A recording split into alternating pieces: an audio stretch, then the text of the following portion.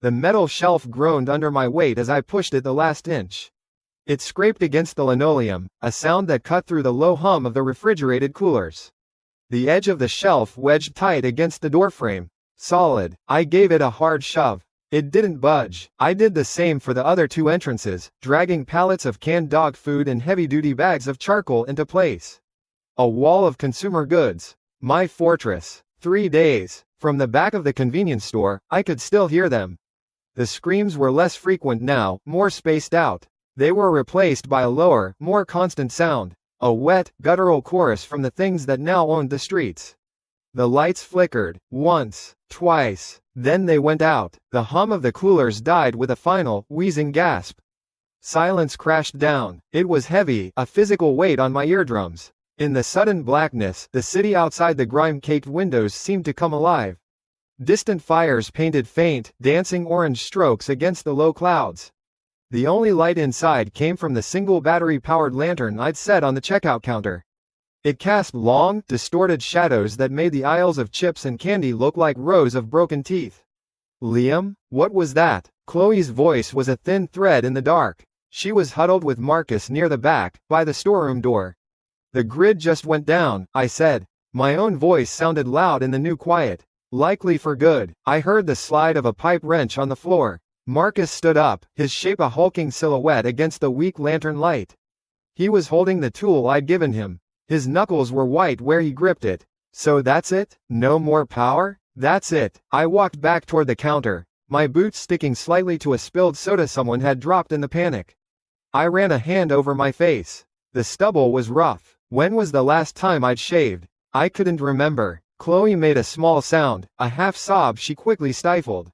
What about the water? I didn't answer. I walked to the small employee bathroom, twisted the faucet. A trickle of brown sludge coughed out, smelling of rust and mud, and then, nothing.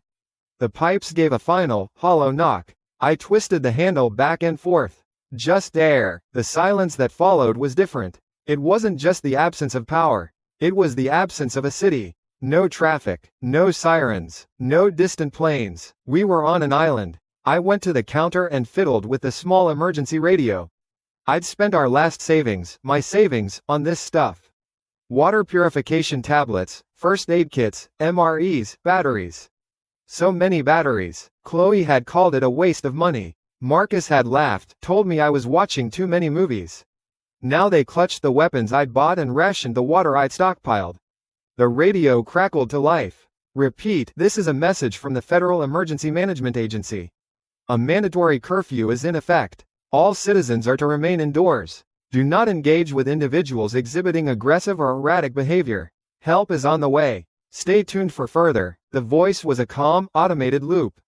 It cut out, replaced by a wall of static. Then, through the hiss, another voice broke through, sharp with terror. They're at the door. Oh God, they're breaking th. A shriek. Then the static returned, louder than before. I switched it off. Marcus shifted his weight. The floorboards creaked. Help is on the way, he muttered, the words flat. He looked at Chloe. A look passed between them. I'd seen it before, over the last 3 days. It was quick, a flicker in the dim light, but it was there. I'd told myself it was just fear, the shared terror of our situation. A new sound began, a soft tapping against the roof. It grew steadier, harder. Not rain. It was too sharp, too distinct. Sleet. In the middle of June. The temperature in the store, already cool from the dead air conditioning, began to drop. I could feel the cold seeping in through the glass doors, through the thin metal roof. I saw my breath fog in front of my face. Outside, a thin layer of ice was beginning to coat the pavement, making the distant fires shimmer and distort. Another layer of hell. I started my inventory. It was my ritual, the one thing that kept my mind from spiraling. I was a mechanical engineer. I understood systems, stress points, failure rates. Our survival was a system, and I was its sole operator. 14 gallons of bottled water left, I announced, pointing with my pen at the notepad. At our current rationed pace, that's good for, maybe 10 days. 12 if we're careful. Canned food, we have plenty. The issue is water. Chloe was hugging herself, shivering. It's so cold, Liam. I know. We need to consolidate into the storeroom. It's smaller, no windows. We can insulate it with cardboard and blankets. It'll hold our body heat better. Good idea, man. Marcus clapped me on the shoulder, a gesture that was supposed to be friendly. His hand felt heavy. He was looking past me, at the barricade I had built at the main entrance. You really thought of everything, didn't you? I tried, I said, moving away from his touch. I started counting the first aid supplies. 4 rolls of gauze, a bottle of hydrogen peroxide, half full, a handful of assorted bandages. Not enough. Never enough. While I focused on the medkit, I watched them from the corner of my eye. Marcus walked the perimeter of the store. He wasn't just walking, he was testing things. He pushed at the shelf I'd wedged against the side door. He ran his hand along the stack of waterlogged newspapers we'd used to block the bottom of the glass. He was looking for weaknesses. His patrol was not for our safety. It was a reconnaissance mission. Chloe was at the small portable butane stove I'd set up. She was opening one of the last cans of chicken noodle soup. The good stuff, not the off-brand generics. A treat, she called it. To keep our spirits up. Her movements were jerky, uncoordinated. She fumbled with the can opener, dropping it with a clatter that made us all jump. Sorry, she whispered, her back to me. She picked it up and continued, her hands trembling slightly. Her gaze kept darting from the simmering pot to Marcus, and then, for a brief second, to me. In her eyes, I saw something that looked like guilt. A flicker of a conscience. But it was quickly buried under a harder, colder resolve. Like a door slamming shut, the world outside our little prison continued its slow-motion collapse. From a military depot 20 miles west, the crackle of automatic rifle fire echoed faintly, a sound almost swallowed by the wind. The soldiers there were fighting something new, a bloated corpse that had shambled out of a frozen meat locker. Its skin was blue and hard as frozen earth. Their bullets sparked off its chest, failing to penetrate. They were learning, just as we were, that the rules had changed. In a cul-de-sac 2 blocks away, a man was on his knees, begging at a locked door. He was holding up a gold watch. Please, he wept, his words lost in the sound of the freezing rain. My daughter, she hasn't had water in a day. Just a cup, please. The door remained shut, the porch light stayed off. I finished my inventory check. The numbers were what they were. Finite. I felt the familiar knot of anxiety tighten in my gut, but I pushed it down. Logic. Control. That's what mattered. I went to the front barricade one last time, running my hands over the joints, checking the pressure points. The scrape of metal against concrete was reassuring. Looks solid. Marcus's voice was right behind me. I hadn't heard him approach. It'll hold, I said, not turning around. Against the regular ones, anyway. Yeah, the regular ones. He stood beside me, looking through the sliver of glass not covered by the newspaper. The street was empty, sheets of icy rain sweeping across the asphalt. You know, this one here, he said, tapping the pallet of charcoal bags, it looks a little loose. If a few of them pushed at once, right here. It's braced from the other side, I said curtly. Right, you thought of everything. He clapped my shoulder again. Come on, Chloe made some soup. You've been working non-stop. You need to eat. He steered me toward the counter. The smell of the hot soup was overwhelming. Chicken, salt, and something else. Something faint, but sharp. Chemical. My engineering mind, the part of me that analyzed compounds and their properties, flagged it instantly. Chloe held a bowl out to me. Her hand was steady now. Her smile was perfect. Eat up, Liam. You need your strength. I looked from her placid face to Marcus's encouraging grin. He still held the pipe wrench, dangling casually from his hand. I looked down into the bowl. The steam rose in a cloud, momentarily obscuring the contents. As it cleared, I saw it. At the bottom of the yellow broth, beneath the noodles and chunks of chicken, a fine, white powder had failed to fully dissolve. It clung to a piece of carrot, a tiny, grainy residue that had no business being in a can of soup. My blood went cold, not from the freezing sleet outside, but from a cold that started in my stomach and spread through my veins like ice. Here, Marcus said, his voice a low, friendly murmur. Take it, you've earned it. My gaze was fixed on the bowl. The steam twisted and rose, and through it, the small, grainy granules of white powder at the bottom pulsed with the heat. They were not salt. They were not sugar. They clung to a piece of carrot, an impurity in the system. A chemical smell, sharp and clean, cut through the aroma of chicken broth. A solvent, medicine, something that didn't belong. My blood did not run cold. It felt like it was turning to sludge, slowing in my veins. My fingers went numb around the warm ceramic. Chloe's smile was a fixed thing, painted on her face. Marcus's grin was wide, showing his teeth. The pipe wrench dangled from his fingers, swinging in a slow, easy arc. "Take it," he said again, his voice a low hum.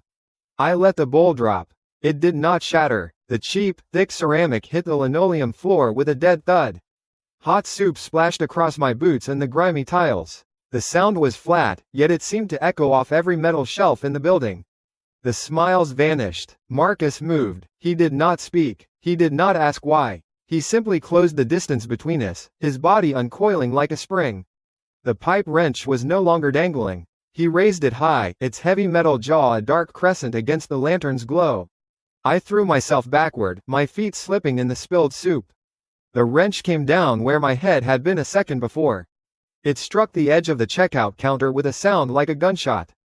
A chunk of laminate exploded into the air. My back hit a display rack of cheap candy. Chocolate bars and bags of gummies rained down on me. I scrambled, trying to get my feet under me. Marcus was on me before I could stand. He didn't swing the wrench again. He drove his shoulder into my chest, a solid, brutal impact that knocked the air from my lungs in a wet gasp. We crashed to the floor together. He was heavy, a dead weight of muscle and bone pressing me down. His breath was hot and sour on my face. "You fucking idiot," he hissed, his face inches from mine. "Should have just drunk the soup." From the corner of my eye, I saw a flicker of movement. Chloe. She held a knife. It was one from a boxed set we'd found in the housewares aisle. A steak knife, serrated and gleaming. Her expression was calm, resolute. Her movements were not jerky or uncertain now. They were precise. She knelt beside us. She did not look at my face. She looked at my side, just below the ribs, as if selecting a target. "Hold him still," she said. Her voice was level. Marcus shifted his weight, pinning my arms with his knees. His full weight was on my chest. I couldn't breathe. Black spots danced in my vision. He grinned down at me. "Night, Liam." The knife went in. There was no grand burst of agony. Just a sharp, blinding pressure. It was a hot, tearing line being drawn deep inside me. I felt the serrated edge catch on the fabric of my jacket, then my shirt, then my skin.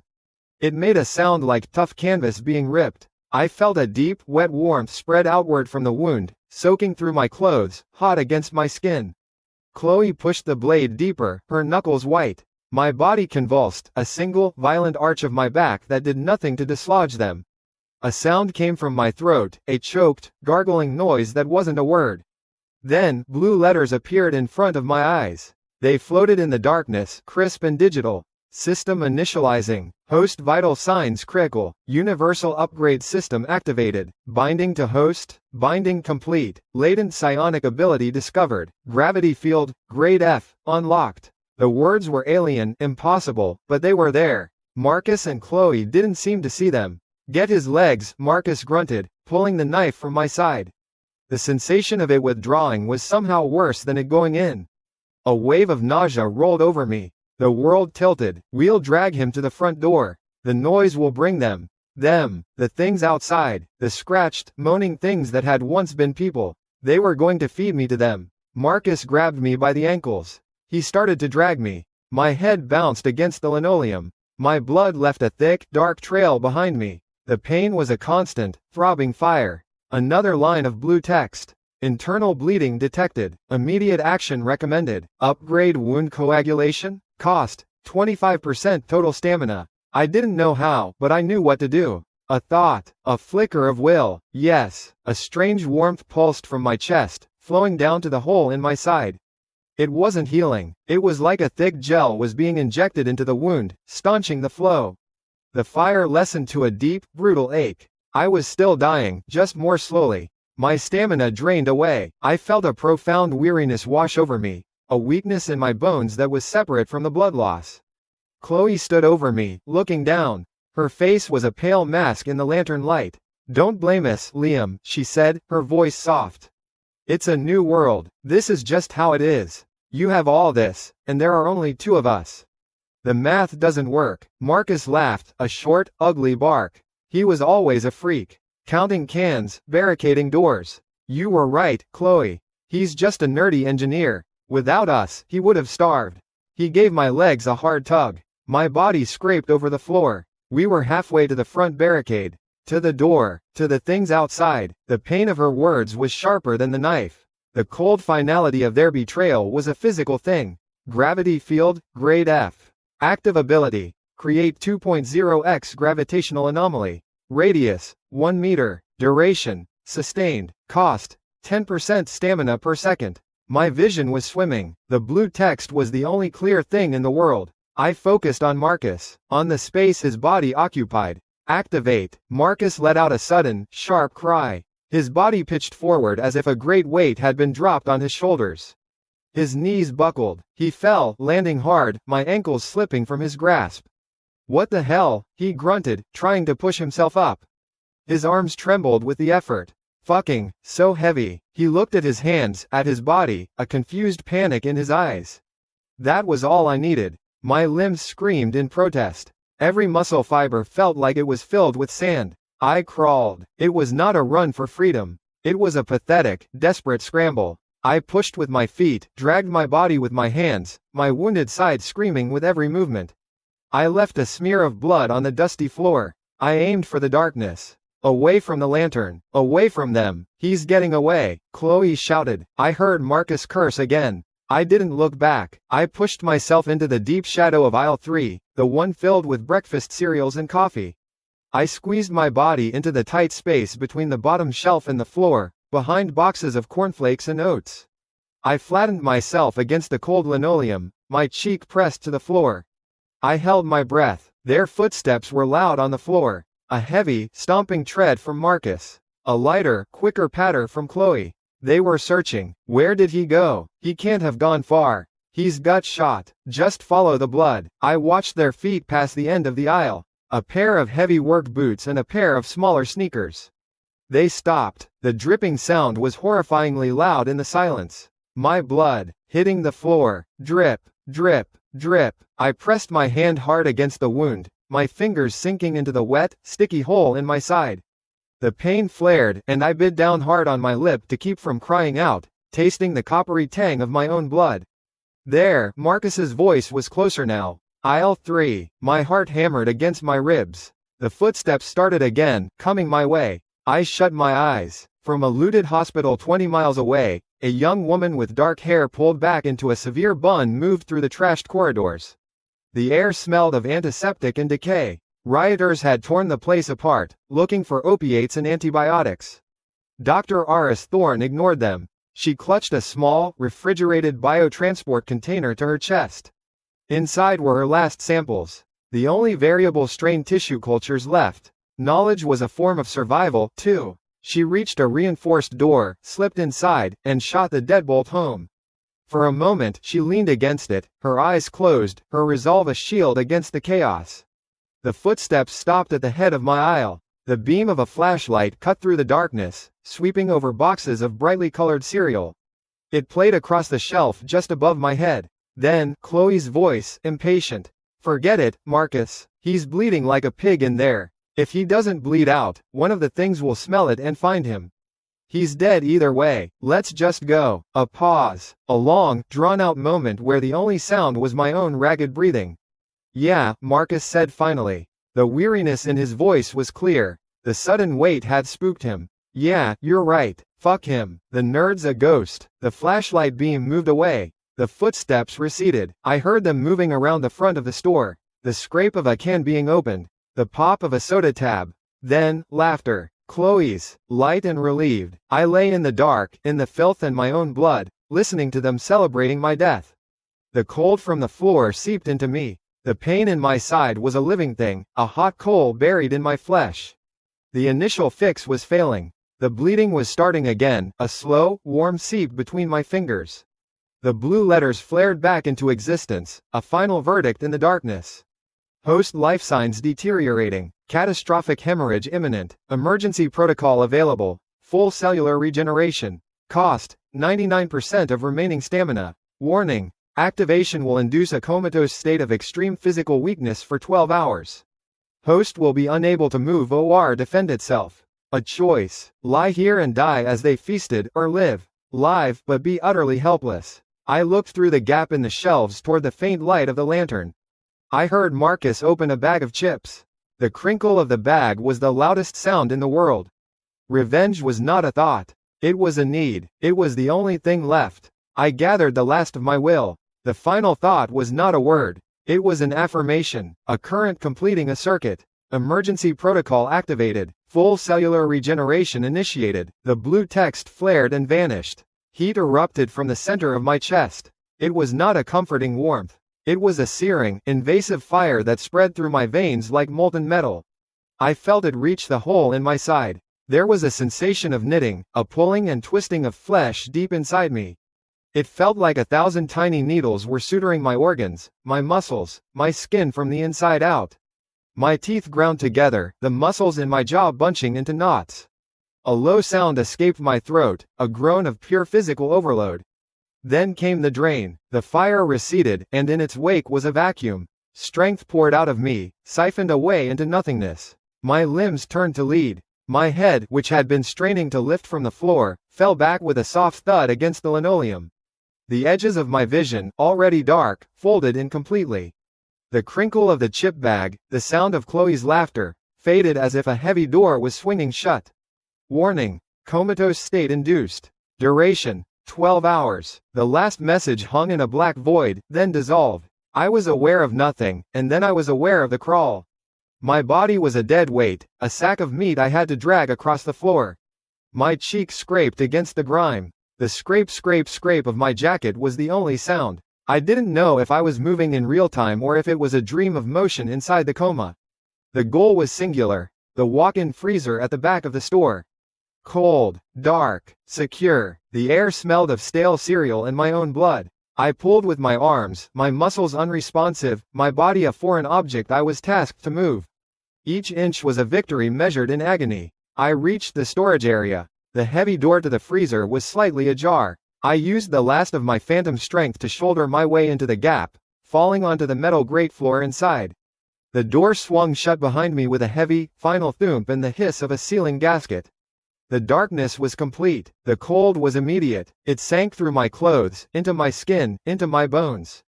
And then there was nothing. Consciousness returned not as a gentle dawn, but as a snapped wire. One moment, oblivion. The next, the biting cold. My eyes opened to a darkness so profound it felt like a pressure against my eyeballs. I tried to move my fingers. They responded, stiff and slow. I drew a breath. The air was frigid, smelling of cardboard and frozen meat. I sat up. The motion was clumsy, my joints protesting. I ran a hand over my side, over the jacket, the shirt. The fabric was stiff and matted with dried blood. But underneath, the skin was smooth. Whole. There was no hole, no wound, not even a scar. A phantom ache lingered, a memory of torn muscle and pierced organs. My entire body was a monument to weakness. A deep, cellular exhaustion that left me trembling. Hunger was a clawing hollow in my gut. My hand brushed against something on the floor grate. A crinkling wrapper. I fumbled for it, my fingers numb. It was a chocolate bar, probably one of the ones that had rained down on me from the shelf. It must have gotten stuck to my jacket. I held it in front of my face, though I could see nothing. In the blackness, blue letters appeared, sharp and clear. Item: milk chocolate bar, expired. Status: minor bacterial contamination. Low nutritional value. Upgrade available. Cost: 5% total stamina. My stamina was almost non-existent. A shiver ran through me that had nothing to do with the cold. A desperate gamble. I formed the thought. Upgrade. A faint blue light pulsed from my hand, enveloping the bar for a second. The wrapper in my fingers felt different. Thicker, a matte texture instead of cheap gloss. A rich, dark smell replaced the faint, waxy scent of old chocolate. Upgrade complete. Item: high-potency energy bar. Status: all contaminants neutralized. Provides rapid cellular fuel. Effect: recovers 50% stamina. My fingers trembled as I tore the wrapper open. The bar inside was dark, dense, and cool to the touch. I bit into it. The taste was not sweet. It was potent, a concentrated flavor of dark cocoa and something else, something purely energetic. A warmth spread from my stomach outward, not the searing fire from before, but a steady, life-giving heat.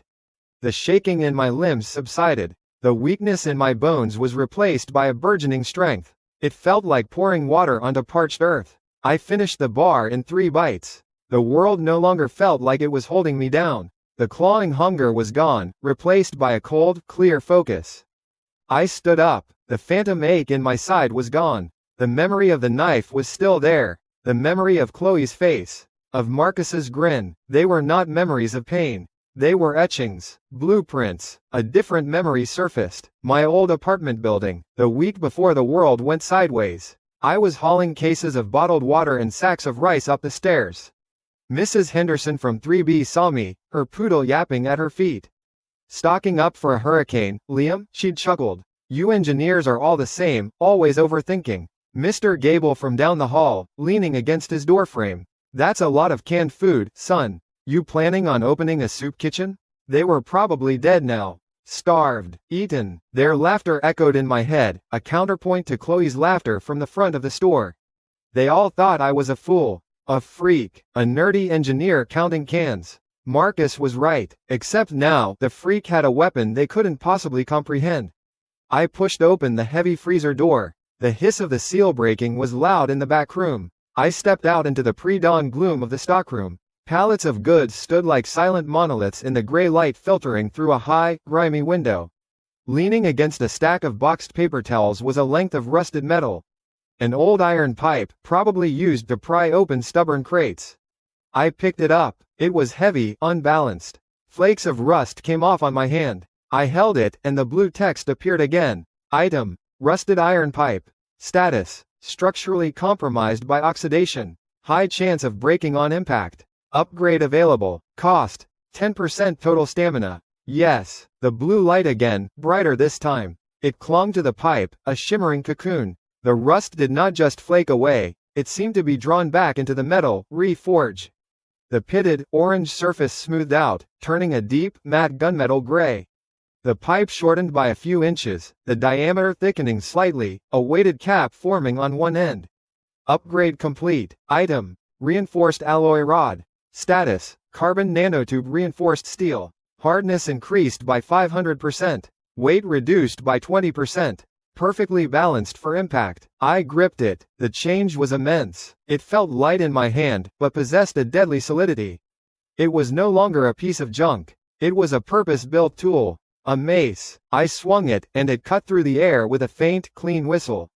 A cold resolve settled over me. This was not about survival anymore. This was about reclamation. This was pest control. I moved from the stockroom, my feet silent on the concrete floor.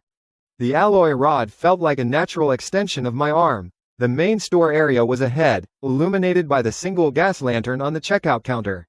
The light cast long, dancing shadows. The air smelled of their meal.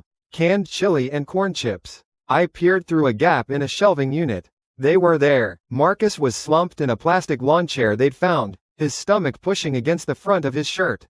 He was picking his teeth with the corner of a playing card.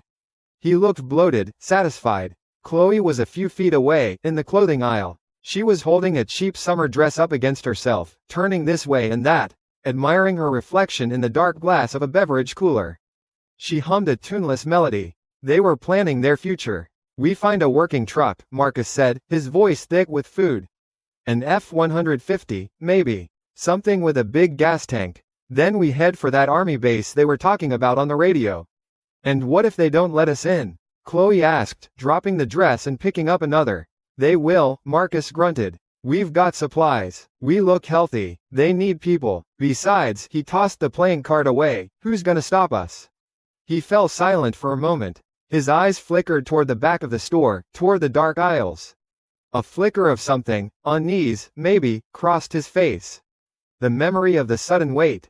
"I'm gonna take a leak. And check on our boy," he announced, pushing himself out of the chair with a groan.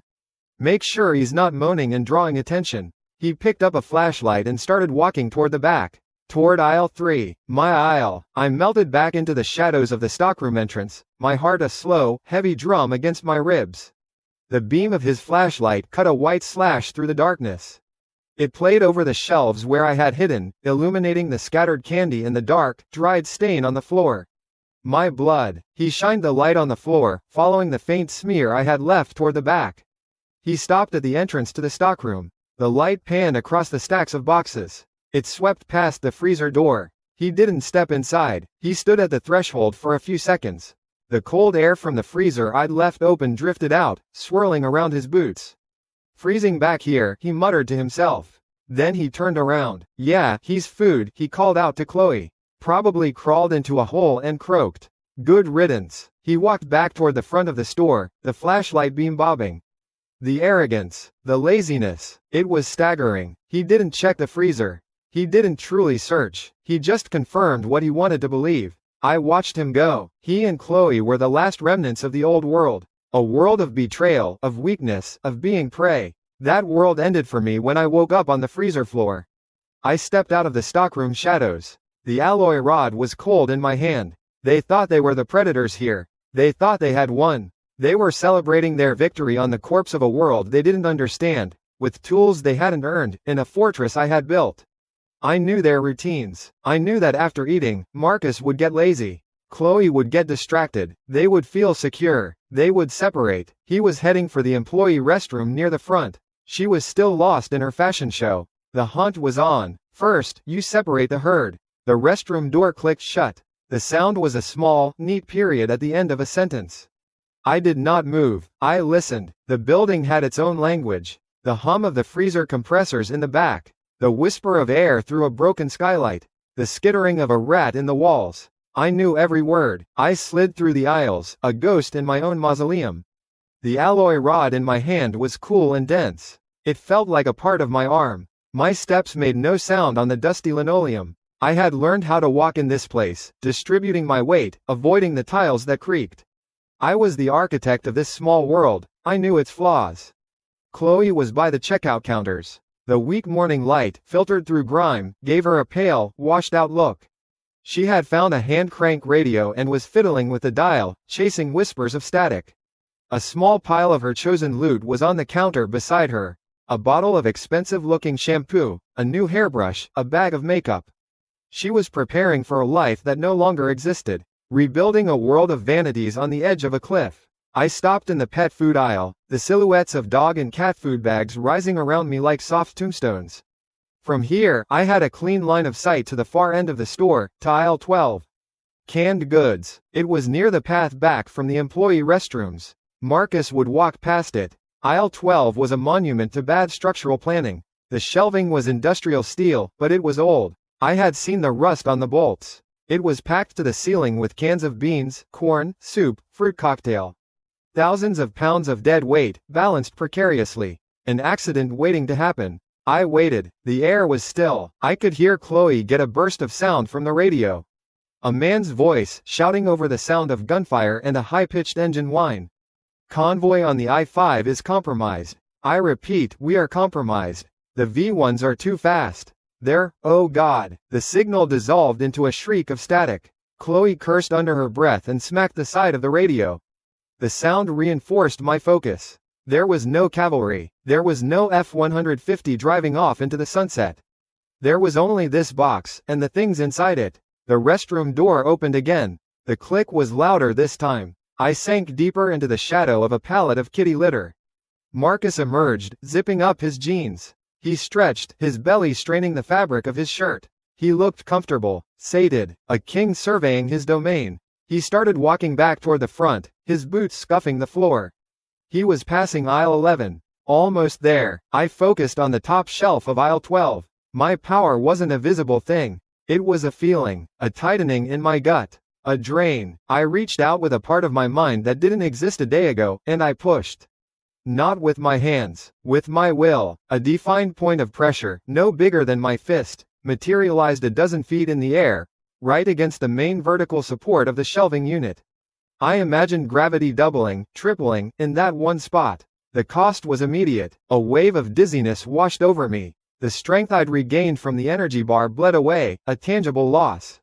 My knuckles turned white where I gripped the metal rod. For a second, nothing happened. Then, a sound. A low groan of stressed metal. A single bolt, rusted for years, sheared off with a sharp ping. It ricocheted off a can on the opposite aisle. Marcus stopped. The hell was that? He called out. He peered into the gloom of the aisle. I applied more pressure. I felt a trickle of sweat run down my temple. The groan became a tortured shriek.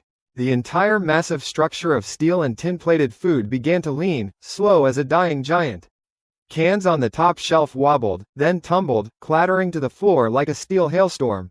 Marcus's eyes went wide. He had a moment, a single moment to understand. He opened his mouth to shout, to run, but it was too late. The world collapsed. The sound was a physical blow. A deafening, grinding roar of tearing metal and thousands of cans hitting the floor at once. The floor trembled. A cloud of dust and forgotten filth exploded outwards, thick and acrid. The structure twisted, folded in on itself, and slammed down, burying the aisle and everything in it under tons of steel and processed food. The noise echoed, then faded, replaced by the trickle of rolling cans and the soft hiss of settling dust. Silence. Then, a new sound. A wet, choked gurgle from beneath the wreckage. A single, thick arm, covered in dust and blood, jutted out from under a bent metal shelf, twitching. Marcus? Chloe's voice was thin, sharp with alarm. Marcus, what was that? What did you do? Footsteps. Fast, panicked. She ran from the front of the store, her new hairbrush clattering to the floor. She rounded the corner of the aisle and stopped dead. Her hands flew to her mouth. She stared at the mountain of ruin, at the twitching arm. Oh my God, she whispered. Oh my God, Marcus. She took a hesitant step forward, then another. Her eyes were fixed on the arm, which had started to go still. I chose that moment to step out from the pet food aisle. My feet made no sound. The alloy rod hung loose in my right hand. The dust swirled around my legs. She didn't see me at first. She was too focused on the disaster. Then, a flicker of movement in her peripheral vision must have registered. Her head snapped toward me. The sequence of emotions on her face was a study in rapid collapse. Confusion. Liam? The name was a breath, a question. Then, recognition. Then, a dawning comprehension that was more terrible than simple fear.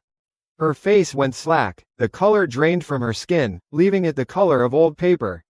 Her eyes, wide and staring, traced a path from my face, down to the perfectly balanced metal rod in my hand, and then back to the collapsed shelf. The connection was made. A low sound came from her throat, a dry clicking. Her knees gave way. She didn't fall. She crumpled, landing on the dirty floor in a heap, her gaze locked on me. From under the pile of cans, a muffled, pain-filled voice screamed. Chloe, get that shit off me. My leg. Fucking Christ, my leg is broken. Chloe didn't look at him. She couldn't look away from me. She started to crawl backward, pushing herself with her hands, her movements clumsy and desperate. No, she breathed. No, you were dead. I saw you. He stabbed you. I took a step forward. The sound of my boot on the linoleum was like a hammer blow in the quiet. It was Marcus, she said, her voice rising, becoming a panicked babble. She pointed a trembling finger toward the pile of debris. It was all him. He planned it. He said you were a liability, that you'd get us killed. He held the knife to my throat, Liam. He said he'd kill me if I didn't go along with it. I never wanted this. I love you. You know I always loved you. A furious, pain-laced roar came from the wreckage. You lying bitch. You were the one who said he was a freak. You laughed when I did it. The sounds devolved into a string of curses and a scream of agony as he must have tried to move. I watched them, the predator and his mate, now two rats in a trap, tearing at each other. Before, their laughter had surrounded me. Now, it was their screams. The balance had shifted. I walked past Chloe, ignoring her pleas. I stopped at the edge of the metal graveyard. Marcus's face was visible through a gap, twisted and smeared with blood and tomato sauce from a crushed can. One eye was swollen shut. His leg was pinned at a severe angle under a massive crossbeam, the bone clearly jutting against the denim of his jeans. He stared at me, his one good eye filled with a mixture of agony and disbelief. You, he spat, blood flecking his lips. How? I didn't answer. I just looked at him. I let him see the cold clarity in my eyes. I let him understand that his world was over. He was no longer the one holding the knife. He was just meat in a cage. I turned back to Chloe. She had stopped trying to back away. She was sobbing now, great, racking sobs that shook her whole body. Tears and snot ran down her face, carving clean paths through the grime.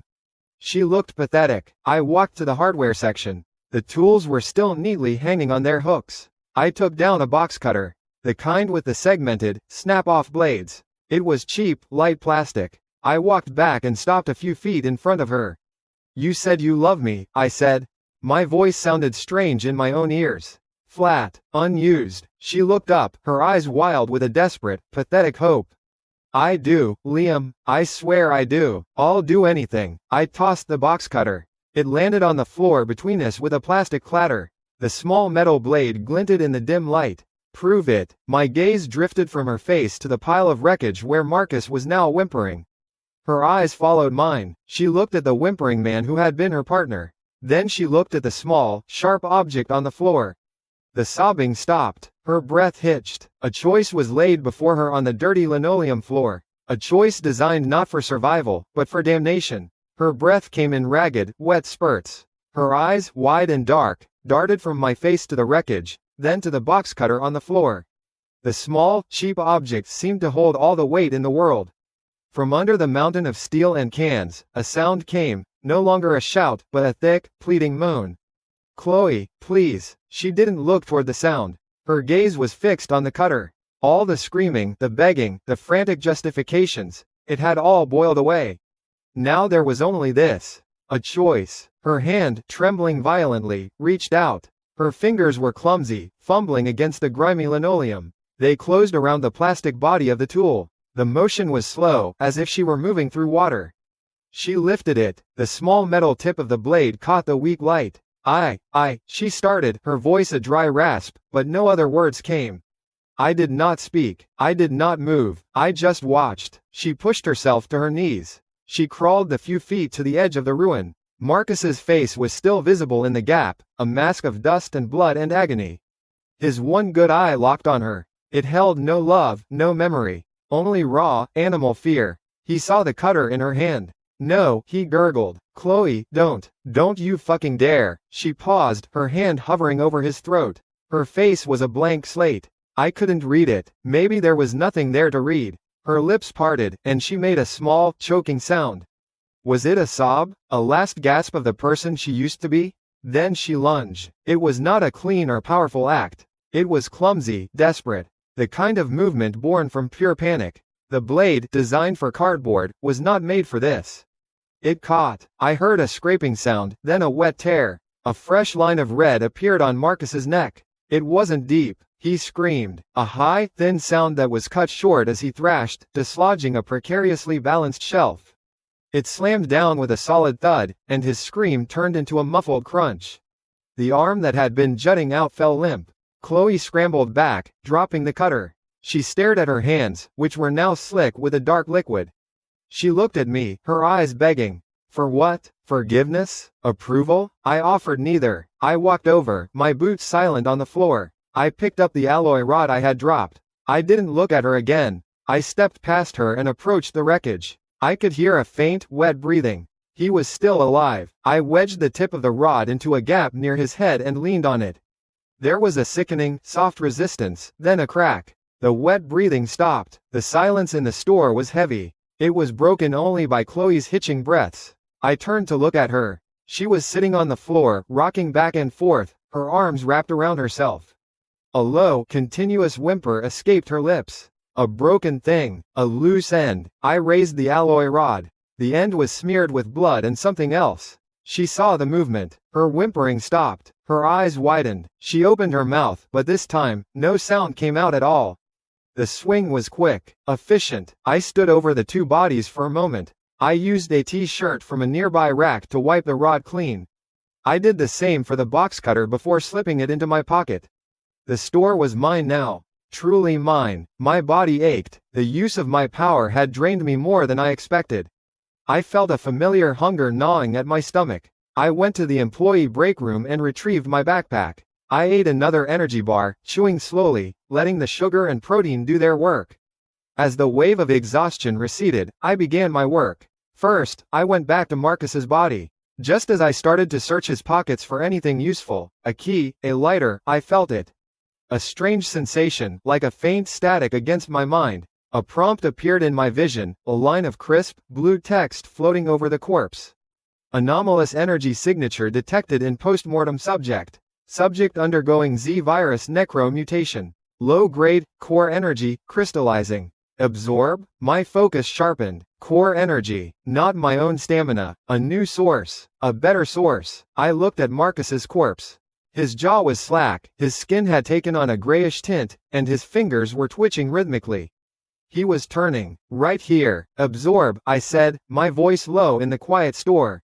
The blue text vanished. I felt a new sensation, a distinct pull originating from my mind.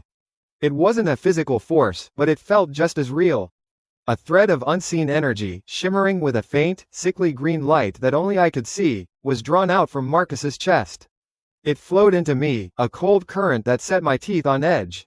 It was a vile feeling, like drinking straight from a sewer, but underneath the filth was a pure, potent energy.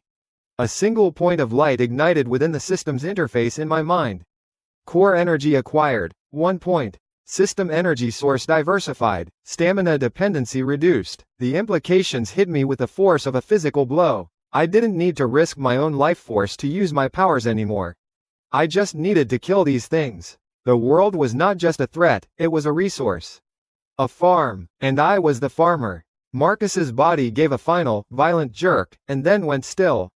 The twitching stopped. The mutation had been interrupted, its fuel source stolen. He was just a dead body again. My plan solidified. It was midday. The sun outside was unusually harsh, a glaring, white light that promised a brutal heat.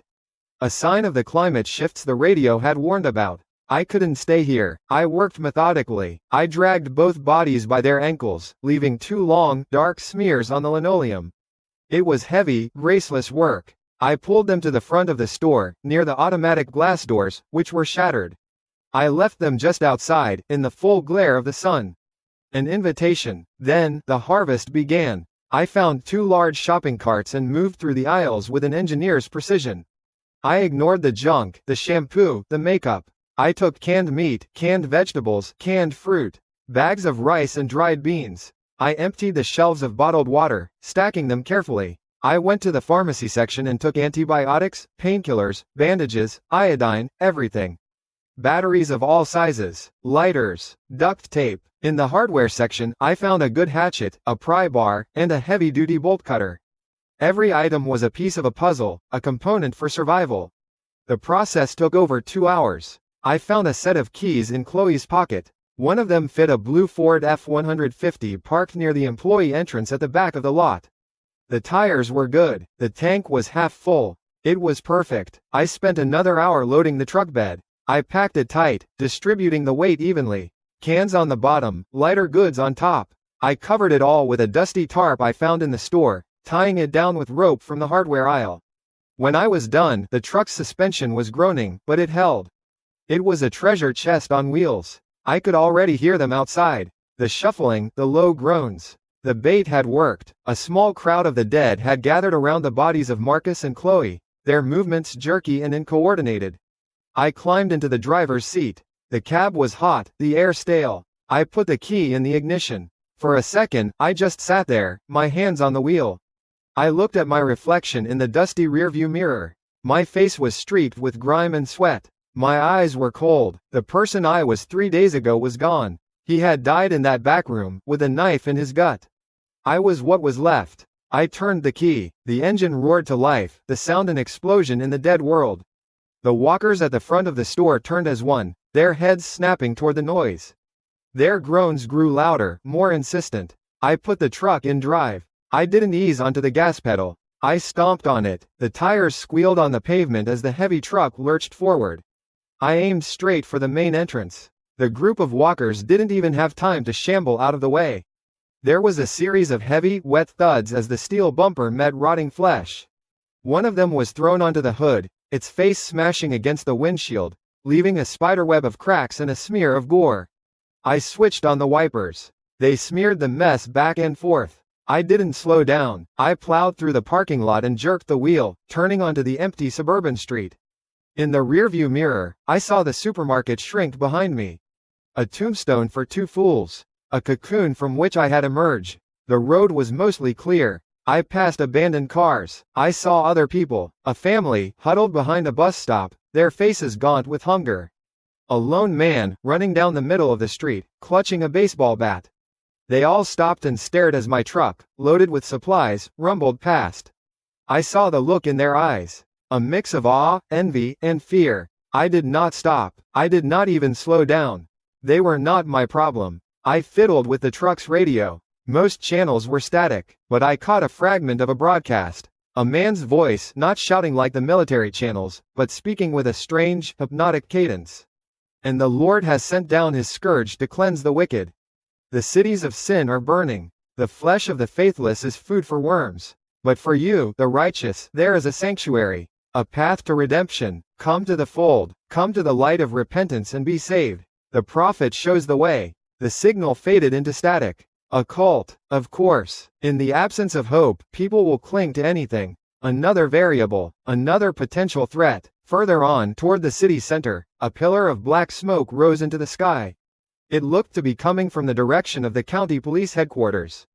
For a fleeting moment, I imagined the scene. Men and women in uniform, trapped, fighting, dying. A tall woman with a severe face and ice-blue eyes flashed in my mind's eye, Sergeant Kate Snow. She had given a fire safety presentation at my old firm. A professional, a sheepdog surrounded by wolves. I wondered if she was still alive. Then I pushed the thought away. Her fate was not my concern. My concern was the map I had propped up on the passenger seat.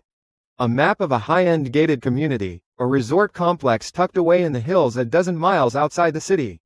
Isolation, high walls, a small lake, a private world. I had studied its layout online weeks ago, when the news first turned bad. A paranoid fantasy that was about to become my reality. Before leaving the store, I had focused on the paper map. Upgrade object. Paper map to upgrade? Upgrade. Core energy. -1. Remaining. 0. Upgrade complete. Tactical 3D holographic map.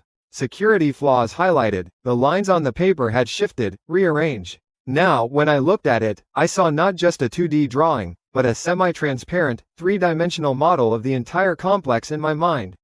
Red X's pulsed on the map, marking weaknesses. The main gate's electronic lock. A section of the perimeter fence hidden by overgrown trees. A blind spot in the sightlines from the main villa. An hour later, I saw the sign, Elysian Springs Resort. I turned off the main road onto a private asphalt drive. The place was just as secluded as I remembered. The walls were 10 feet high, topped with wrought iron spikes. But my new, upgraded map had not lied. The ornate main gate, designed to be operated electronically, was half open, bent inward as if something heavy had forced its way through. I stopped the truck 100 yards away and killed the engine. I took the hatchet and the alloy rod. I got out. The only sounds were the wind rustling the leaves of the expensive, landscaped trees and a low, familiar groan coming from beyond the broken gate. I could see at least 2 of them, shambling around the pristine brick-paved courtyard inside. They were dressed in what looked like groundskeeper uniforms. My new home, my fortress. It needed cleaning. The work was just beginning. The 2 groundskeepers turned at the sound of my approach. Their movements were jerky, heads lolling on broken necks. One was missing a lower jaw. The other's eyes were white, filmed over. I didn't waste time. My left hand came up, palm open. A point in space between them grew heavy. The air itself seemed to thicken and press down. The first walker buckled at the knees, its legs snapping with a sound like dry twigs. It hit the brick paving face first. The second one staggered, its spine bending backward at an impossible angle before it collapsed in a heap. My L field was still weak, a blunt instrument, but it was enough. I walked over, the alloy rod held in a low grip. A swift, downward thrust for each silenced the faint tracheal hisses. The work was methodical. I dragged them one by one out past the broken gate, leaving them on the asphalt drive under the hot sun. 2 more invitations. I felt the pull in my mind again, the faint whisper of a prompt. I ignored it for now. The energy could wait. The villa was the largest in the complex, a 2-story monstrosity of glass and white stone that overlooked the small, dark lake. The front doors were unlocked. Inside, the air was stale. Dust motes danced in the shafts of light cutting through the tall windows. Good furniture, expensive art on the walls, all coated in a thin layer of neglect. It was a tomb, but it was a well-built one. I did a systematic sweep. Downstairs, upstairs, every room. No people, no walkers. In the back, a brick patio surrounded a swimming pool, the water a murky green.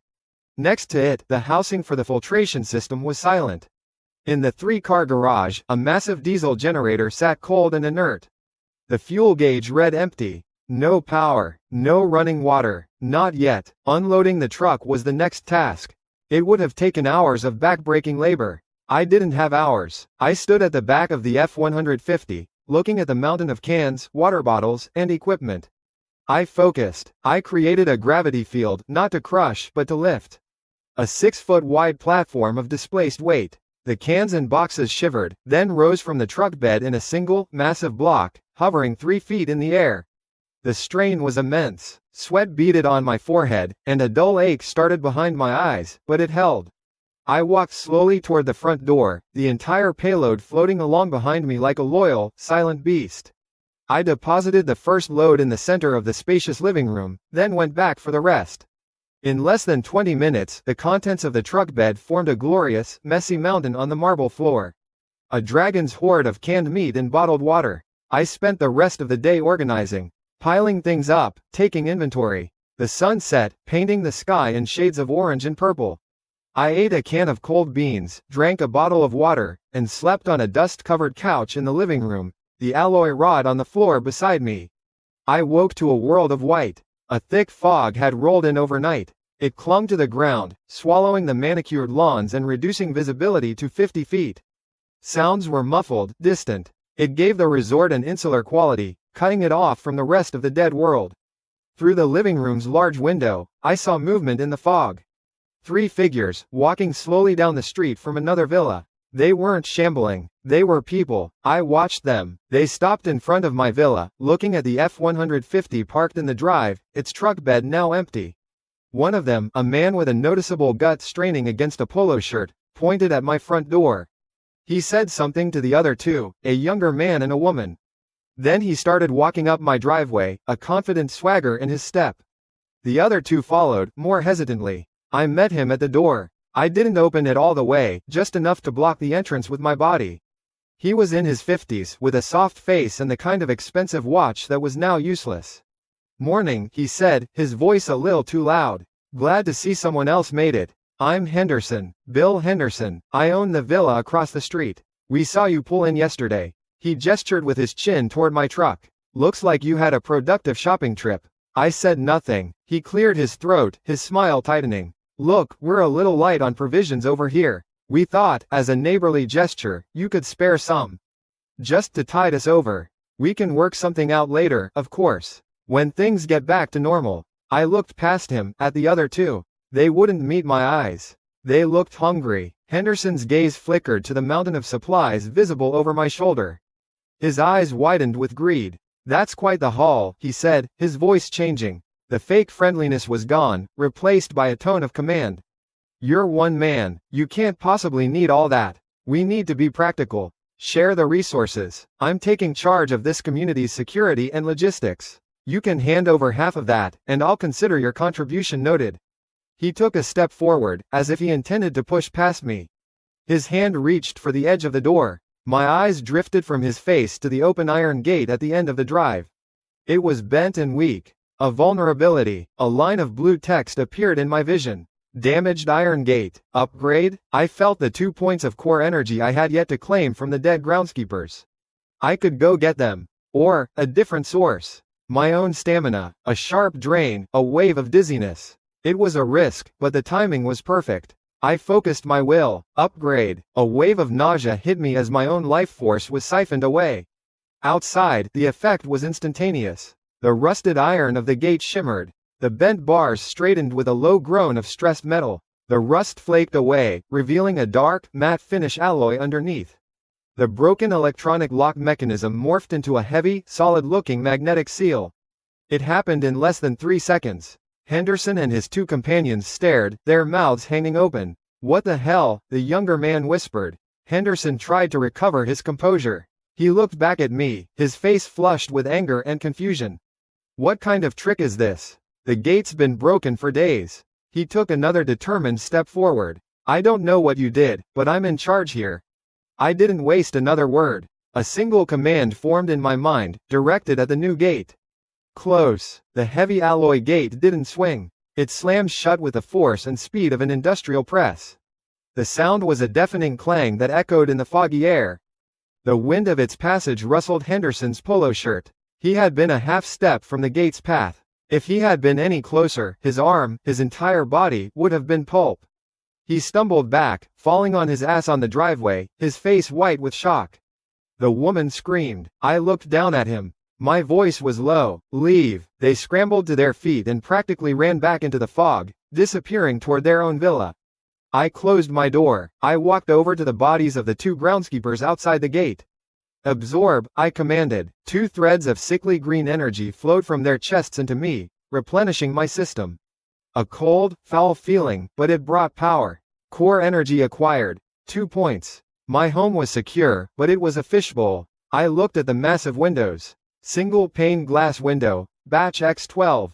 Upgrade, upgrade. Core energy, -2. Remaining, 0. Upgrade complete. One-way ballistic glass. Exterior, mirrored. Interior, clear. I watched as a subtle change came over the glass. From the inside, nothing was different. I could still see the foggy landscape outside. I walked to the front door and looked through the peephole. Then I stepped outside. The entire front of my villa was now a series of flawless, impenetrable mirrors. They reflected the fog, the trees, the street. It was perfect. I was invisible. Back in the truck, I switched on the radio, fiddling with the dial. Static, static. Then, a voice. Faint, but clear. Not the prophet this time. It sounded more official, but frayed with exhaustion. Repeat, this is not a drill. A secure zone is being established by remnant federal forces at Fort Tilden, north of the state line. Route 9 is reportedly compromised. All survivors attempting to reach the zone should use secondary roads. Be advised, this is a one-way trip. The zone will be sealed in 72 hours. This message will repeat. The signal dissolved back into static. A safe zone, a beacon of hope that would draw the desperate and the dangerous out onto the roads like moths to a flame. More chaos. Good. It would keep them busy. Later, from an upstairs window, I looked out. The fog was beginning to burn off under the rising sun. I could see Henderson's villa clearly. Through my binoculars, I watched them. Henderson was on his porch, pacing and gesticulating wildly. He was talking to a small group of about 5 people, pointing at my house. Pointing at the 10-foot perimeter walls. They thought they were unseen. They thought I was just one man, who had to sleep sometime.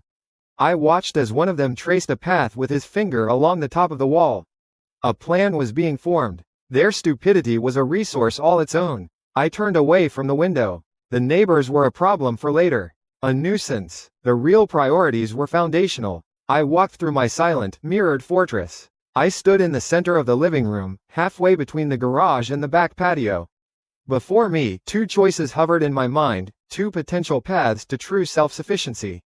Inert diesel generator, upgrade. Contaminated pool filtration system, upgrade. Power, or water, the first building blocks of my kingdom. I had no more energy. I would have to go out and farm it. The work was just beginning. Darkness fell. It didn't crawl, it slammed down like a lid. The fog had burned off by noon, but the night that followed was moonless and deep, swallowing the resort whole. The only light came from the stars, cold and infinitely distant. Outside, the wind picked up, a low moan that moved through the skeletal trees.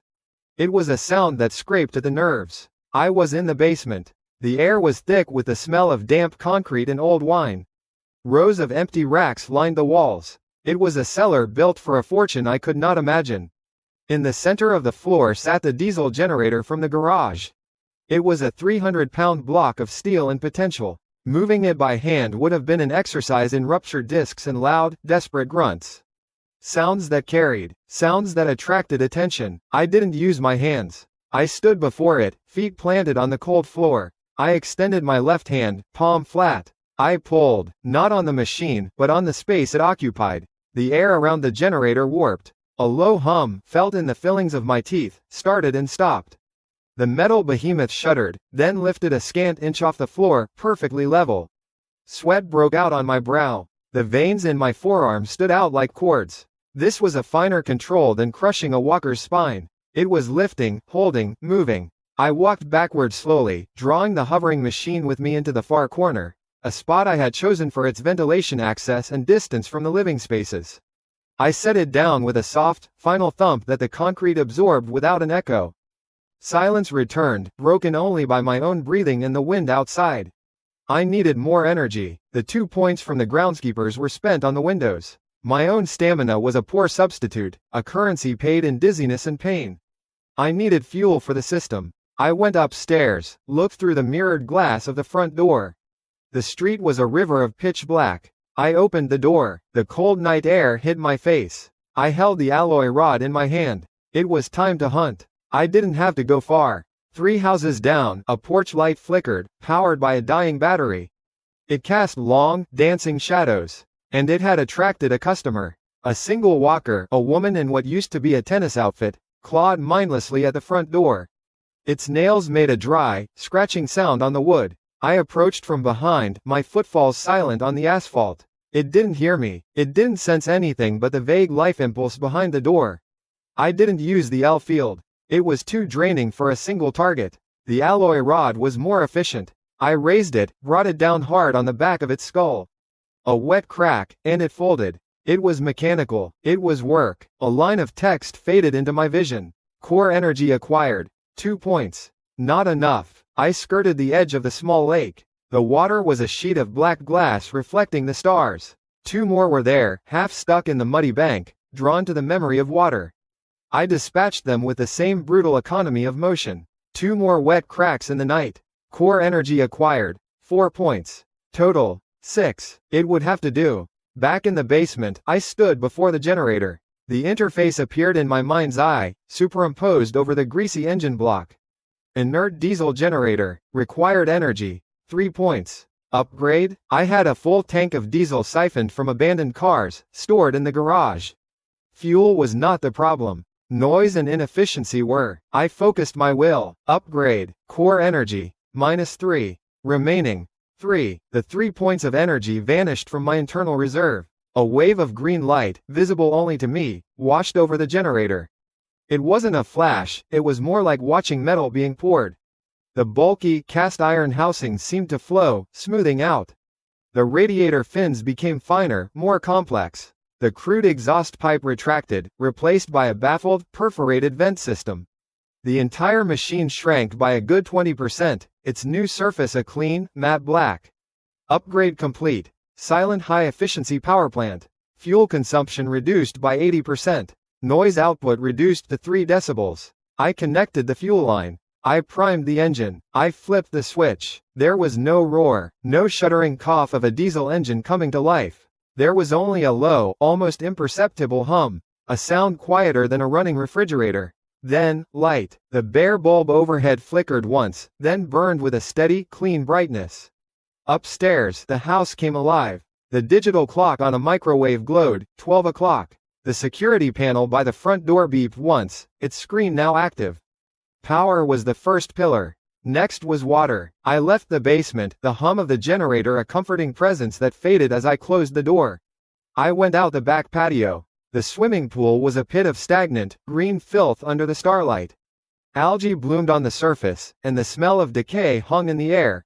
Next to it was the pump housing. I opened the access panel. A web of pipes and a filter tank, clogged with leaves and grime.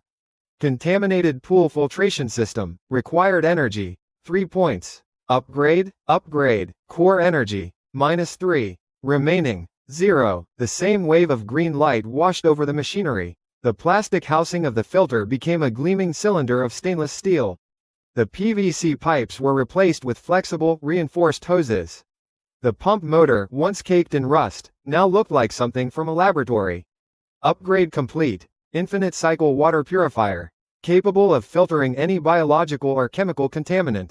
Creates a closed-loop, self-sustaining water supply. A low whir started as the pump kicked in. It began to draw the foul green water from the pool. For a long moment, nothing happened. Then, from a small spigot on the side of the new unit, a single drop of water formed. It was perfectly clear. It fell onto the concrete with a tiny splash. Then another, and another. A thin, steady stream of pure, clean water began to pour out, flowing through a newly formed return pipe back into the pool. It would take hours to cycle the whole thing, but it was working. The second pillar was in place. I went back inside. The house was no longer a tomb. It was warm. It was lit. I went to the kitchen sink and turned the faucet. After a sputter of air, water flowed. Clear, cold, and without any smell. I let it run over my hands. I filled a glass. The taste was clean, better than any bottled water I'd ever had. It was the taste of survival. The taste of control. From the second-floor bedroom window, the mirrored glass turned the world outside into a stage, and me into the sole audience member. I saw them emerge from Henderson's villa. 6 of them, moving like roaches in the dark. Henderson was in the lead, a tire iron in his hand. The others carried makeshift weapons, a baseball bat, a sharpened broom handle. They moved with a desperate stealth, hugging the shadows of the unlit street. They avoided the front of my house, circling around toward the back wall. They thought the darkness was their ally. I watched them reach the 10-foot perimeter wall at the rear of the property. One of them, the younger man from yesterday, produced a coiled rope with a grappling hook fashioned from bent rebar. He swung it once, twice, and tossed it over the wall. A soft clink as it caught on the top. He tested it. It held. They were a tableau of human desperation. Dirty, gaunt, their faces tight with a mixture of fear and greed. They were driven by thirst and the hollow ache in their bellies. They saw a fortress, and inside, a dragon sitting on a hoard they believed was rightfully theirs to share. One by one, they started to climb. The younger man went first, surprisingly agile. Then another man, then the woman from yesterday. Henderson, with his gut, struggled mightily, grunting and cursing under his breath. They dropped into my backyard, landing on the soft grass. They regrouped, a small knot of predators who thought they had breached the lair. They looked at the dark windows on the back of the house, at the invitingly dark patio door. Henderson pointed the tire iron toward it, whispering instructions. I stood at the window, a glass of cold, purified water in my hand. I hadn't touched a single light switch. The house's new brain had been waiting. I took a slow sip. Then I reached over to the wall and flipped a single, unmarked switch I had installed myself, connecting it to the upgraded main panel. The effect was instantaneous and absolute. 6 industrial-grade LED floodlights I had salvaged and mounted under the eaves of the roof burst to life, bathing the entire backyard in a light so white and brilliant it was like the sun had crashed into the earth. Every blade of grass, every terrified face, every makeshift weapon, was thrown into stark, unforgiving relief. The 6 of them froze, hands thrown up to shield their eyes. They were completely exposed, like insects pinned to a collector's board. Then came the second surprise. Hiss. A dozen sprinkler heads, part of the lawn's irrigation system now connected directly to the output of the infinite cycle water purifier, popped up from the grass. They didn't spray a gentle mist. Fed by the full pressure of the new pump, they erupted with powerful jets of cold, clean water. Chaos. The woman shrieked as a jet hit her square in the face. The men stumbled, blinded by the light, now soaked and shivering. The ground turned to mud under their feet. One of them slipped and went down hard. Henderson roared in frustration, swinging the tire iron at a stream of water as if he could beat it a submissive. They were no longer invaders. They were a pathetic, flailing mess. From my window, I watched the scene unfold. The bright, clean chaos outside. The warm, silent order inside. They were fighting for a drop of filthy water, and I was using an endless supply of purified water to wash them out of my garden like pests. I took another sip from my glass. The contrast was everything. Their will broke. It wasn't a strategic retreat, it was a panicked rout. They scrambled back to the rope, slipping and sliding in the mud, fighting each other to be the first one up. Henderson was the last, his polo shirt plastered to his skin, his face a mask of humiliation and raw fear. He gave one last look back at the house, a modern marvel of light and water, a fortress of impossible technology. His eyes didn't see a person. They saw a power he could not comprehend. Then he turned and clawed his way up the rope, disappearing over the wall. The floodlights and sprinklers shut off as abruptly as they had turned on. Darkness and the sound of the wind returned to the backyard. The only evidence of the intrusion was the trampled, muddy grass and a discarded baseball bat. The next morning, I watched through my binoculars as they loaded their meager belongings into an old minivan. Their movements were hurried, fearful. They didn't look at my house. They looked at the road, at the world beyond the gates, as if the horrors out there were now preferable to the quiet, unknowable certainty next door. They drove away without a second glance. The nuisance was gone. My kingdom was secure, but it was an island. The walls were just brick and mortar. The gate was strong, but it was just a gate.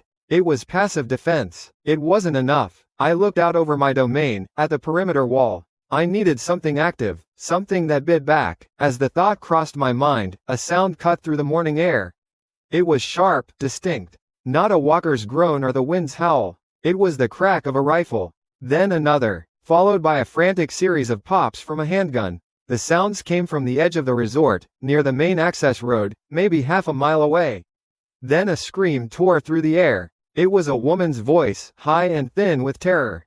It was cut off abruptly. Silence followed. A new piece had just appeared on the board. A month had passed. Day 30. The gunshot I'd heard last night had not been repeated. I spent the morning watching the road through the binoculars. Nothing. No one. The scream had been swallowed by the wind. It was not my problem. A new kind of grayness had begun to settle over the world. It started a week ago. The sun became a dim, hazy coin in the sky. Then it was just a patch of weak brightness behind a high, thin veil of what looked like permanent cloud cover.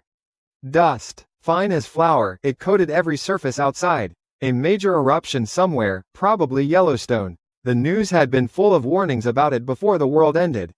The air carried a new chill, a deep cold that had nothing to do with the season. Trees were dropping their leaves, not in the crisp brown of autumn, but in a wilted, sickly yellow. The long dark had begun. My routine did not change. Every 2 days, I went out. I hunted. The walkers didn't mind the cold. They didn't feel it. I learned their new patterns. A few still wandered the streets, but most congregated inside buildings, drawn to the trapped heat of decay. I did not waste my core energy on single targets anymore. I used the alloy rod. A clean, efficient crack to the back of the skull. It was a chore, like taking out the trash. Core energy acquired. 2 points. Core energy acquired. 2 points. I now had a reserve of 47 points. A comfortable number. The gravity field had improved. I could now project it up to 10 feet away. The force was 5 times normal gravity. I tested it on a walker trapped in the garage of a neighbor's house. I stood outside the closed door, focused on the space inside. I pictured the creature's head. I squeezed my fist. A wet, compressed crunch echoed from within. I didn't even need to see it. It was clean. It saved me the trouble of opening the door. Inside my villa, it was another world. The geothermal air system I'd upgraded from the old HVAC unit kept the temperature at a steady 72 degrees. It hummed softly, a constant, reassuring sound powered by the silent generator in the basement, drawing heat from the Earth's core. While the world outside froze, I walked through warm, well-lit hallways. Food was the new currency. The supermarkets had been picked clean for weeks. Survivors were now fighting over canned dog food and bags of long-expired flour. I had seen them, skeletal figures digging for grubs under dead logs.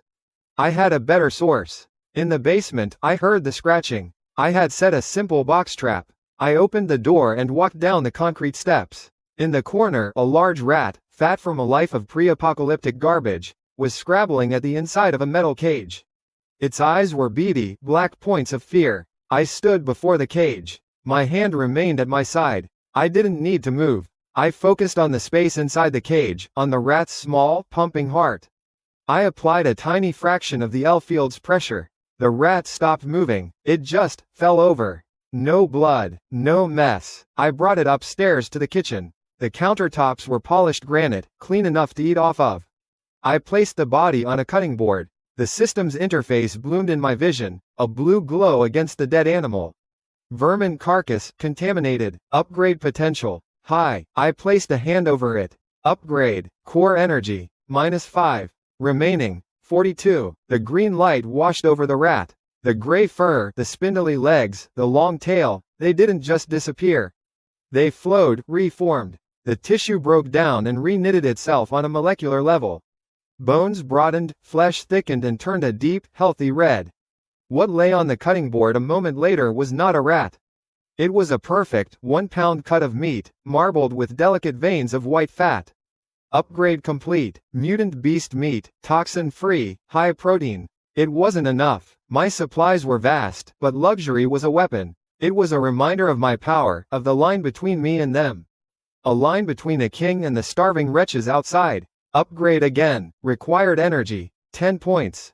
Core energy, -10. Remaining, 32. Another, more intense wave of green light.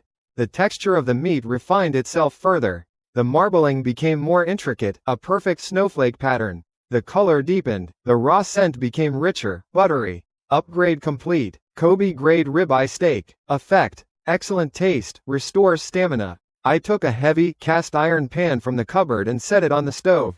I turned the knob. The blue flame leapt to life with a soft whoosh. A dollop of butter, salvaged and stored in the fridge, hit the hot pan and sizzled.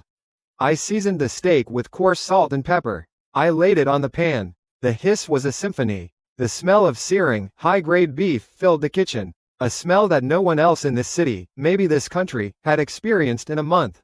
While it cooked, I went to the pantry. On a shelf was a carton of grape juice, long expired. I took it out. Expired grape juice, sugars fermenting. Upgrade, upgrade, core energy, -5. Remaining, 27. The cardboard carton didn't change, but the liquid inside did. A faint purple glow emanated from within. Upgrade complete. 2014 Napa Valley Cabernet Sauvignon. Effect. Complex flavor profile, minor mental relaxation. I poured the deep red liquid into a clean wine glass. I returned to the stove, flipped the steak. Seared to a perfect crust on both sides. I let it rest for a few minutes before slicing it. The inside was a warm, perfect pink. I carried my plate and my glass into the living room. The large, floor-to-ceiling window showed me the dying world outside. The sky was the color of a bruise. The wind blew dead leaves across the muddy lawn. I sat in a leather armchair in front of the fireplace, which I had upgraded to an energy-efficient unit that produced heat with the visual of a flickering, holographic flame. I turned it on. The room filled with a soft orange light. I took the first bite. The fat melted on my tongue. The meat was tender, rich with a flavor that was almost overwhelming in its perfection.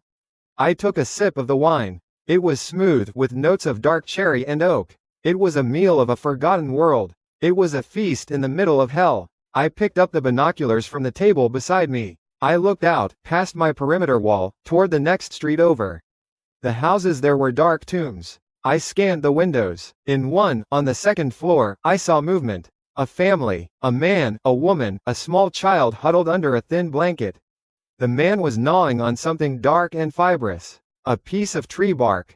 He was trying to chew it into something soft enough for the child, who was crying, a weak, thin sound I could not hear but could plainly see. Their faces were sallow, their eyes hollowed out by hunger and cold. The man looked at the bark in his hand, then at his child, and his shoulders slumped in a gesture of utter defeat. I lowered the binoculars. I looked at the half-eaten steak on my plate. I took another slow, deliberate bite. The contrast was the point. Their hell was the backdrop to my paradise. In a cold, dark server room across town, a young woman named Haley shivered. She was wrapped in server cables for warmth. Her fingers, numb with cold, deftly stripped the wires from a dead power supply unit. She jury-rigged a connection to a scavenged car battery. A single, tiny LED on a breadboard flickered to life, casting a puddle of anemic white light onto her workbench. It was enough to see the circuit board she was working on. It was her only light. It would last for maybe an hour if she was lucky. In the ruins of a city hospital, a brilliant young doctor named Annabelle stared at the withered, brown leaves of her tiny herb garden. She had tried to cultivate it on an enclosed balcony, her last hope for creating new medicines. But without sun, they were all dying. The last of her antibiotics were gone. A man in the next room was dying of a simple infection, his breath coming in ragged, wet gasps. There was nothing she could do but listen. I finished my meal. I placed the empty plate and glass in the sink. The water purifier meant I had an endless supply for washing. My home was an island of impossible order. A closed system of power, water, and now, luxury. The walls were stronger. The gate was electrified. The cameras watched every angle. My kingdom was secure. My kingdom was small. A soft beep drew my attention. It came from the security monitor I had set up on the kitchen counter. One of the camera feeds, the one aimed down the main access road, had registered significant movement, triggering an alert. On the grainy black and white screen, a scene was playing out under the perpetual twilight. A figure was running, a woman. She moved with an explosive, trained economy. Not a panicked scramble, but a controlled sprint. She wore dark, practical clothing. She vaulted over the hood of an abandoned car, landed lightly, and kept moving without breaking stride. Behind her, there were two groups in pursuit. 3 walkers lurching forward with their usual mindless hunger. And 4 men. They were alive. They carried pipes and bats. They were faster than the walkers, shouting at her, their expressions on the low-resolution feed twisted into masks of predatory rage. They were closing the distance, fanning out to cut her off. She glanced over her shoulder. A walker lunged from behind a van, forcing her to swerve. The movement cost her a precious second. A man with a baseball bat cut off her path forward. She was trapped, boxed in between the living and the dead. She skidded to a halt, turning to face them, her body coiled like a spring. Her back was to my property. I leaned closer to the screen. A new piece had appeared on the board. Unlike Henderson and his pathetic mob, this one knew how to fight. But she was outnumbered, hopelessly so, 1 woman against 4 armed men and 3 walking corpses. I watched as the first man swung his bat. The first man swung his bat. On the screen, her movement was fluid. A shift of weight, a lowered center of gravity. The bat passed over her head, the wind of its passage stirring her tangled hair. She didn't try to counter. She used the attacker's momentum, shoving his shoulder as he overswung, sending him stumbling into the path of one of his companions. It was a trained, efficient motion. A cop's move. The walkers were closing. Their groans were inaudible through the silent monitor, but their intent was clear. They moved without strategy, drawn to the concentration of living flesh. One of them, its skin pulling tight over its bones with a strange, pale sheen like a thin layer of ice, shambled closer.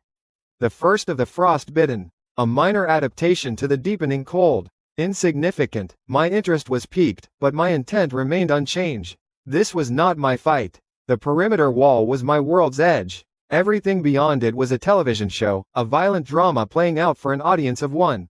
Her skill was impressive, but it would not save her. She was out of energy. I could see it in the slight tremor in her hands, the way she favored her left leg. Another man, this one with a length of rebar, lunged. She sidestepped, but it was slower this time. The rebar scraped her arm, tearing a line in her jacket. She grunted, a flicker of pain crossing her face even on the low-resolution feed. The men were laughing now. They were hurting her, enjoying the sport. One of them, a heavy-set man standing back with the 4th, pointed at her and shouted something. He had the satisfied look of a spectator at a dogfight he had arranged.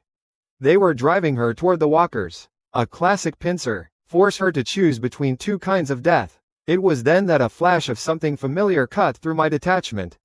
The way she held her ground, her chin up even as she bled. I had seen it before. I stood up. I walked to the den, where a bookshelf held not only books but also binders of old-world information I deemed useful. Financial records, city blueprints, technical manuals. And 1 thin folder labeled, Contingencies. Inside were news clippings. I pulled one out. A grainy newspaper photo from 2 years ago. Officer Talia Vance commended for bravery during downtown bank siege. The face in the picture was cleaner, the eyes less haunted, but it was her. Special weapons and tactics. Sharpshooter. Tactical expert. The men laughing on the screen weren't just hunting a random woman. They were hunting a predator they had managed to corner. And the heavy-set man standing back, pointing and laughing. I recognized him from the photo too. Standing beside her, grinning. Her partner, Hogan. A new calculation formed in my mind. The world was a chessboard. I had spent a month securing my corner, turning pawns into queens. But I had no knights. No bishops. I had no one who knew how to move in the world outside my walls with lethal purpose.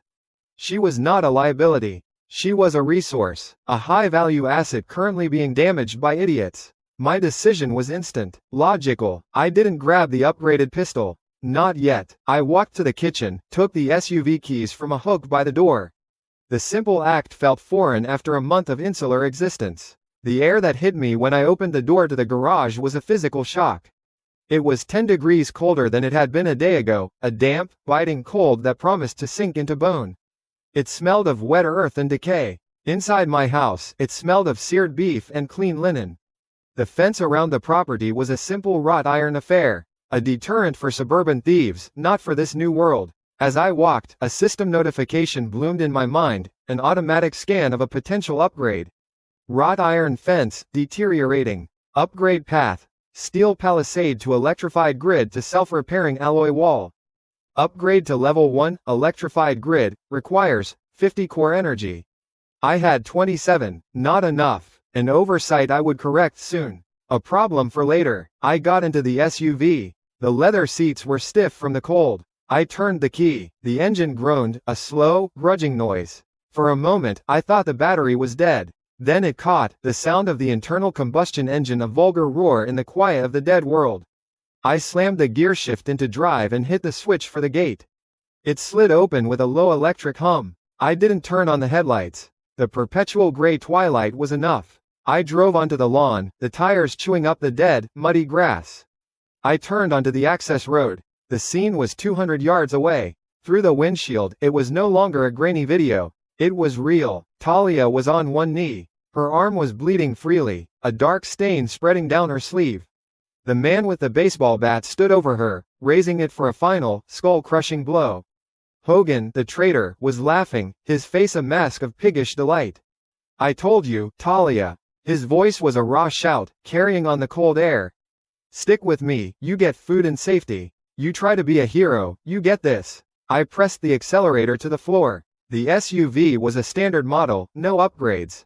Just 2 tons of American steel and plastic. It surged forward. They heard it then, the roar of the engine. Heads turned. The man with the bat froze, his eyes wide. Hogan's laugh died in his throat. There was no time for them to scatter. The front bumper hit the man with the bat first. The sound was not a metallic clang. It was a wet, percussive crunch, a sound of bone and cartilage giving way under immense force.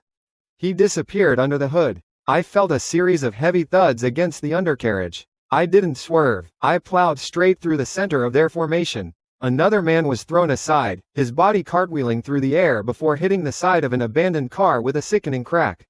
The man with the rebar tried to jump clear, but the side mirror caught him, spinning him around and slamming him face first into the pavement. Hogan and the leader, who had been standing farther back, dove for cover. The world outside the windshield was a blur of chaos and screaming. The 3 walkers, drawn by the sound and motion, lurched toward the wreckage. I slammed on the brakes. The SUV skidded to a halt 10 feet from where Talia was still kneeling, her head up, staring at the vehicle with wide, disbelieving eyes. The driver's side door opened with a soft click. I stepped out. My boots were clean. My black wool coat was immaculate. The cold air felt sharp and clean in my lungs. I held the upgraded pistol at my side, its weight familiar and reassuring. It looked like a standard M1911, but the system's work was in the details. The finish was a perfect, non-reflective matte black. The tolerances between the slide and frame were non-existent. It was a tool perfected beyond human craft. The scene settled. The man under my car was groaning. The one who hit the other car was silent. The one with the rebar was trying to crawl away, leaving a trail of blood and teeth on the asphalt. The 3 walkers were closing in on him, ignoring everything else. Their prey was injured. "Easy." Talia Vance stared at me. Her face was smudged with dirt and blood. Her eyes, the eyes of a hardened professional, were stripped bare, showing only shock and exhaustion. She was looking at me like I was a ghost. In this world, I might as well have been. Someone clean, well-fed, and driving a working car was more unbelievable than The Walking Dead. From behind a rusted-out van, Hogan peered out. His face was a mess of fury and confusion. "Who the fuck are you?" He was answered by his leader, a wiry man with a knife scar across his eyebrow, who emerged from the other side. He looked at the carnage, at his downed men, at the walkers now tearing into one of them.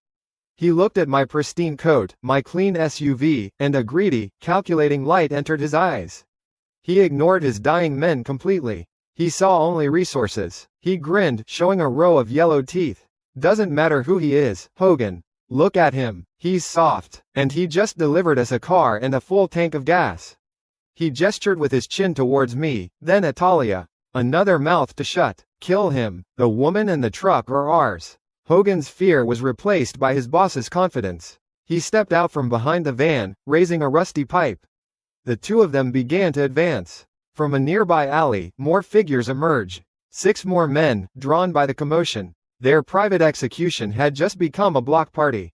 10 of them, 3 walkers finishing their meal. 1 wounded, kneeling woman. And me. I raised the pistol. The air seemed to crystallize around my hand. I centered the front sight on the leader's chest. Their hell had just trespassed into my paradise. And for that, there was a price. The leader's grin was an ugly thing, a slash of yellow in the gray light. Hogan followed his lead, the fear in his eyes replaced by a reflexive, conditioned brutality. He raised his rusty pipe. The two of them, and the 6 others filtering out from the alley, began to spread out. A loose semicircle. They were predators who had found their footing again. A cold wind soughed through the ruined street, carrying the wet, coppery smell of the dead man under my SUV's front axle. It rustled my coat. They saw it. They saw the clean fabric, the unmended wool. They saw my steady hand on the pistol. Their eyes weren't just greedy. They were hungry. They imagined the supplies I must have, the stockpile I represented. Their world was one of taking. My existence was an affront to their struggle. "Take him," the leader ordered. His voice was flat. The 2 men closest to me lunged. One held a tire iron. The other, a piece of sharpened plank. Simultaneously, Hogan and the leader opened fire. 2 sharp cracks from cheap pistols. I did not move. Something warped the air an inch from my face. A pressure. A brief, violent shimmer that nobody could see. The bullet that should have entered my skull whined past my ear, its trajectory bent by a force they could not comprehend. It punched a hole in the window of a storefront behind me. The second shot went wide by a wider margin, thudding into the flank of a rusted-out mail truck. The Lin Vuch Luke, my awakened power, was a silent, invisible shield. Weak, but enough to turn a fatal shot into a near miss.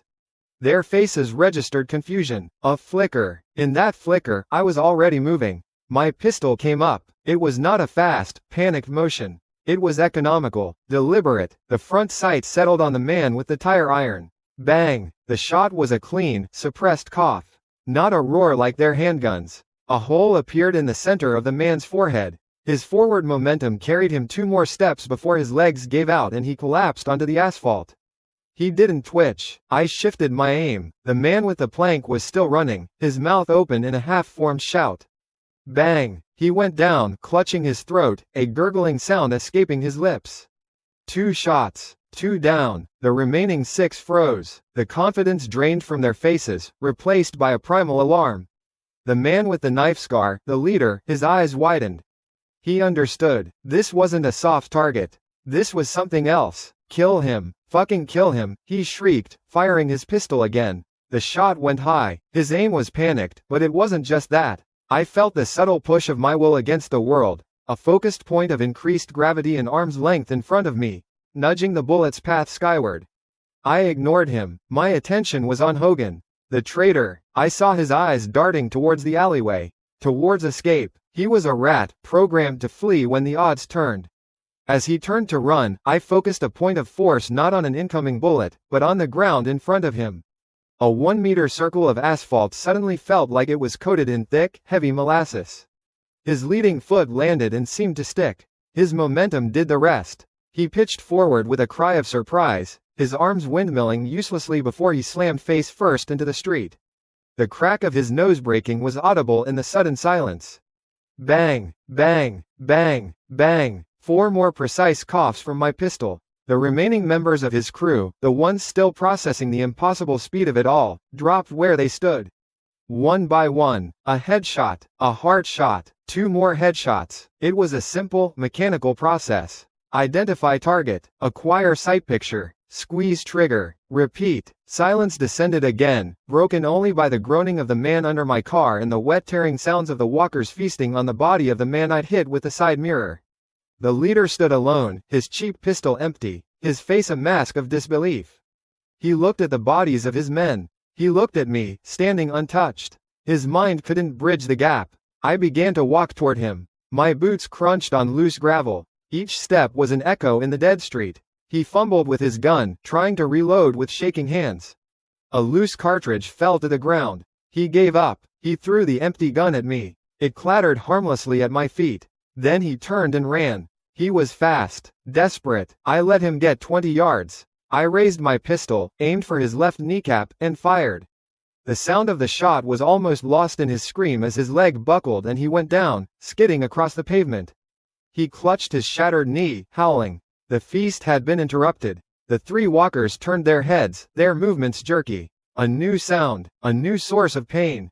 Fresh meat. They began to shamble toward him, their pace slow but relentless. His screams turned from pain to terror. I didn't watch. My attention was elsewhere. I walked over to where Hogan was trying to push himself up, spitting blood and a broken tooth onto the ground. He looked up at me, his eyes filled with a desperate, pleading terror. "Wait, man, wait," he gasped, holding up a hand. I didn't know. It was his idea. "Just let me go. I'll disappear. You'll never see me again." I stood over him. I could smell the sweat and fear coming off him. I looked down at his outstretched hand, then at Talia, who was now leaning against the side of the SUV, her own gun held loosely in her hand, her face pale with blood loss and shock. She was watching me, her professional cop's gaze now a mixture of awe and stark fear.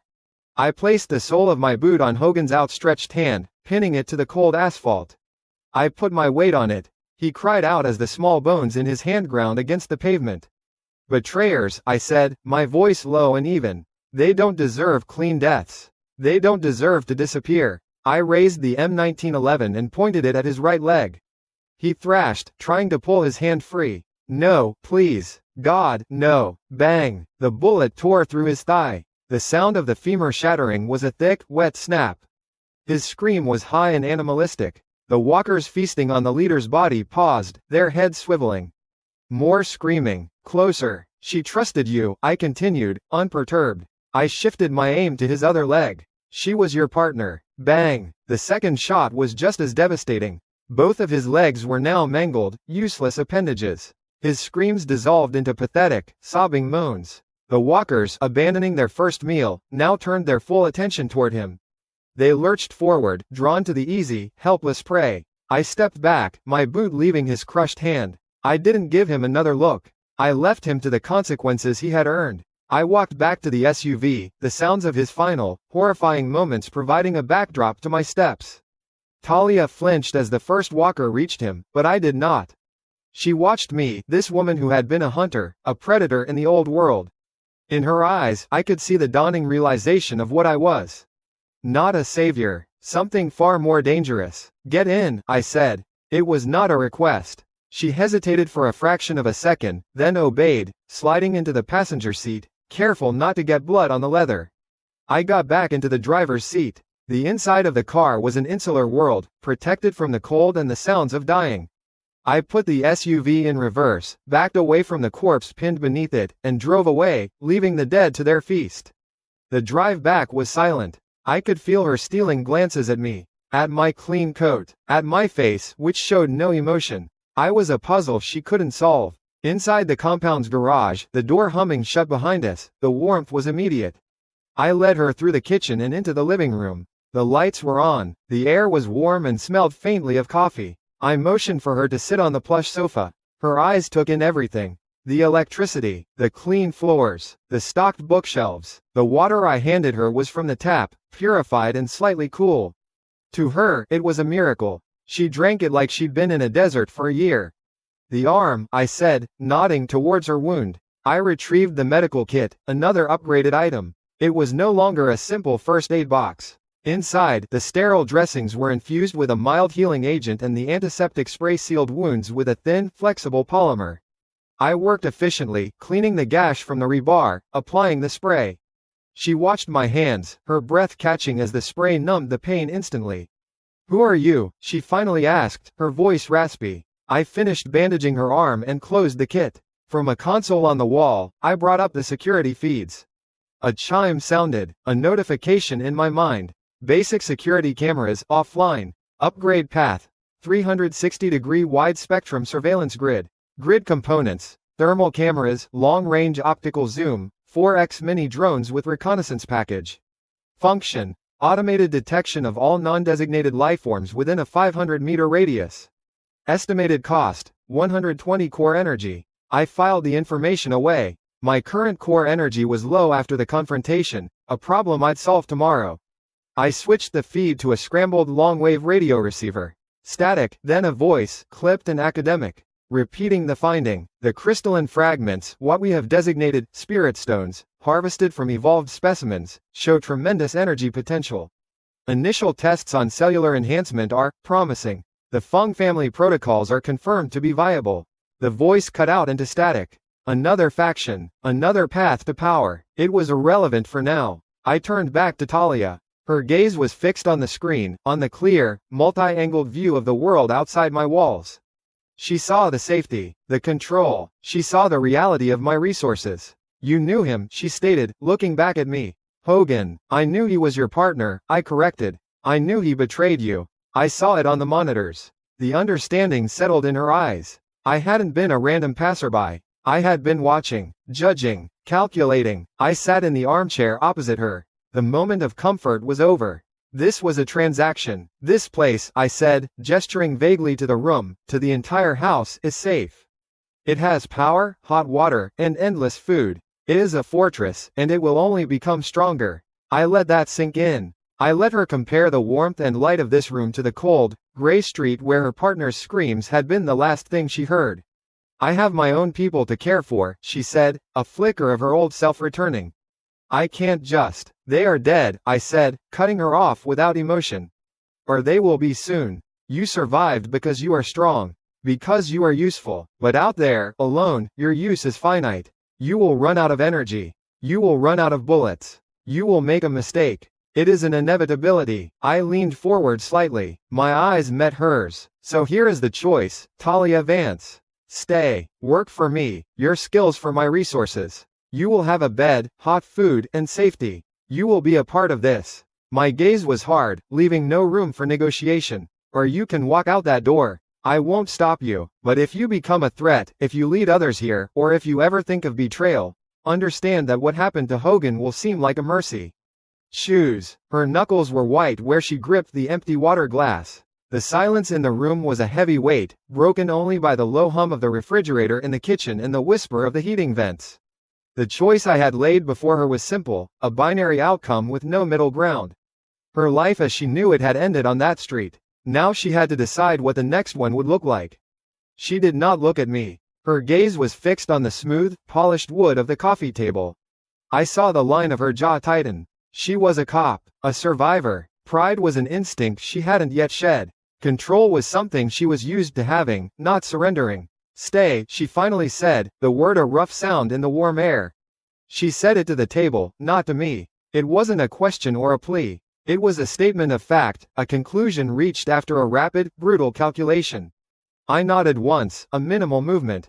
Good. The transaction was complete. I stood and walked to the kitchen. Outside, the wind picked up, rattling a windowpane on the second floor. A few snowflakes, fat and wet, began to slap against the glass, the first hints of the predicted temperature drop. Day 33. The world was getting colder. I opened a pantry stocked with items that would make any other survivor weep. I took out a simple package of instant ramen. I also took out a sealed plastic container holding a piece of raw meat. It had been scavenged from a dead dog 2 weeks ago. To the system, however, protein was protein. I placed the ramen brick in a bowl. My hand rested on it. Dried noodle block, low grade. Upgrade path. Fortified nutrient paste to tonkatsu-style ramen with braised pork. Cost. 2 core energy. A familiar drain, a slight dizziness. I ignored it. The brick of cheap, brittle noodles softened. Its color changed from a pale yellow to a creamy off-white. The air filled with the scent of slow-simmered pork broth, rich and complex. I added hot water from the kettle. The block dissolved into a nest of perfectly cooked noodles. From the plastic container, I sliced off a piece of the dog meat and placed it on the counter. Spoiling canine muscle tissue. Upgrade path. Salted jerky to purified protein slice to slow braised chashu pork. Cost. 3 core energy. The slab of meat shimmered for a second. The grayish, unappetizing tissue transformed. It became a thick slice of braised pork belly, glistening with fat, a dark, savory crust on its edge. I placed it on the ramen, added a sprinkle of what used to be dehydrated onion flakes, now sharp, fresh green onions. I set the steaming bowl in front of her. Her head came up. Her eyes, which had been hard and calculating, widened. She stared at the bowl. It was not just food. It was an impossibility. It was a memory from another life, a ghost of comfort in a world of rot and ruin. The smell alone seemed to break something inside her. She picked up the chopsticks I provided. Her hand trembled. The first bite was slow, hesitant. Then another, faster. Then she simply ate, her head bowed over the bowl, shoulders shaking almost imperceptibly. She did not make a sound, but I saw a single drop of water hit the surface of the broth, sending out a small ripple. She finished every last drop, then set the bowl down with a quiet click.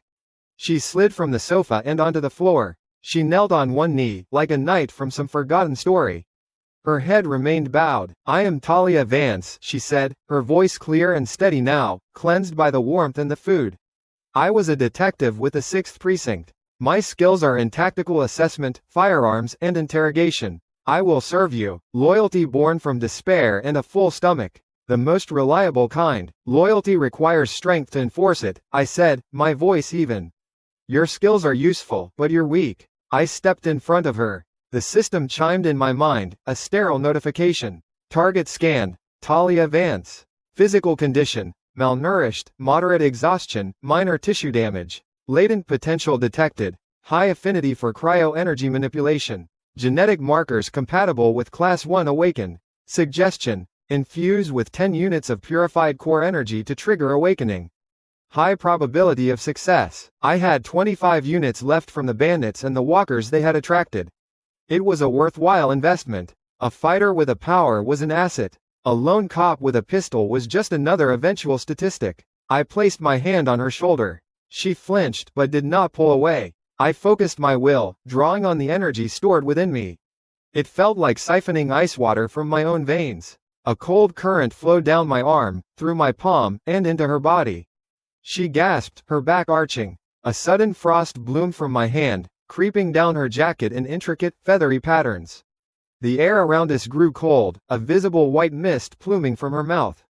On her hip, the combat knife she carried, a simple piece of sharpened steel, was suddenly coated in a thick layer of rime. She stared down at it, her fingers twitching. She slowly reached for the handle. As her fingers touched it, the frost thickened, crawling up her hand. It did not seem to harm her. She pulled the knife from its sheath. It was no longer a simple blade. It was a weapon of pure, deep cold. Looking at the frozen knife, at her own pale hand, then back up at me, her expression shifted. The professional respect from before was gone. It was replaced by a kind of reverence. A deep, profound shock. She was looking at something she couldn't explain, a power she had only read about in fantasy novels, now made real. "What?" she breathed, the word a puff of white fog.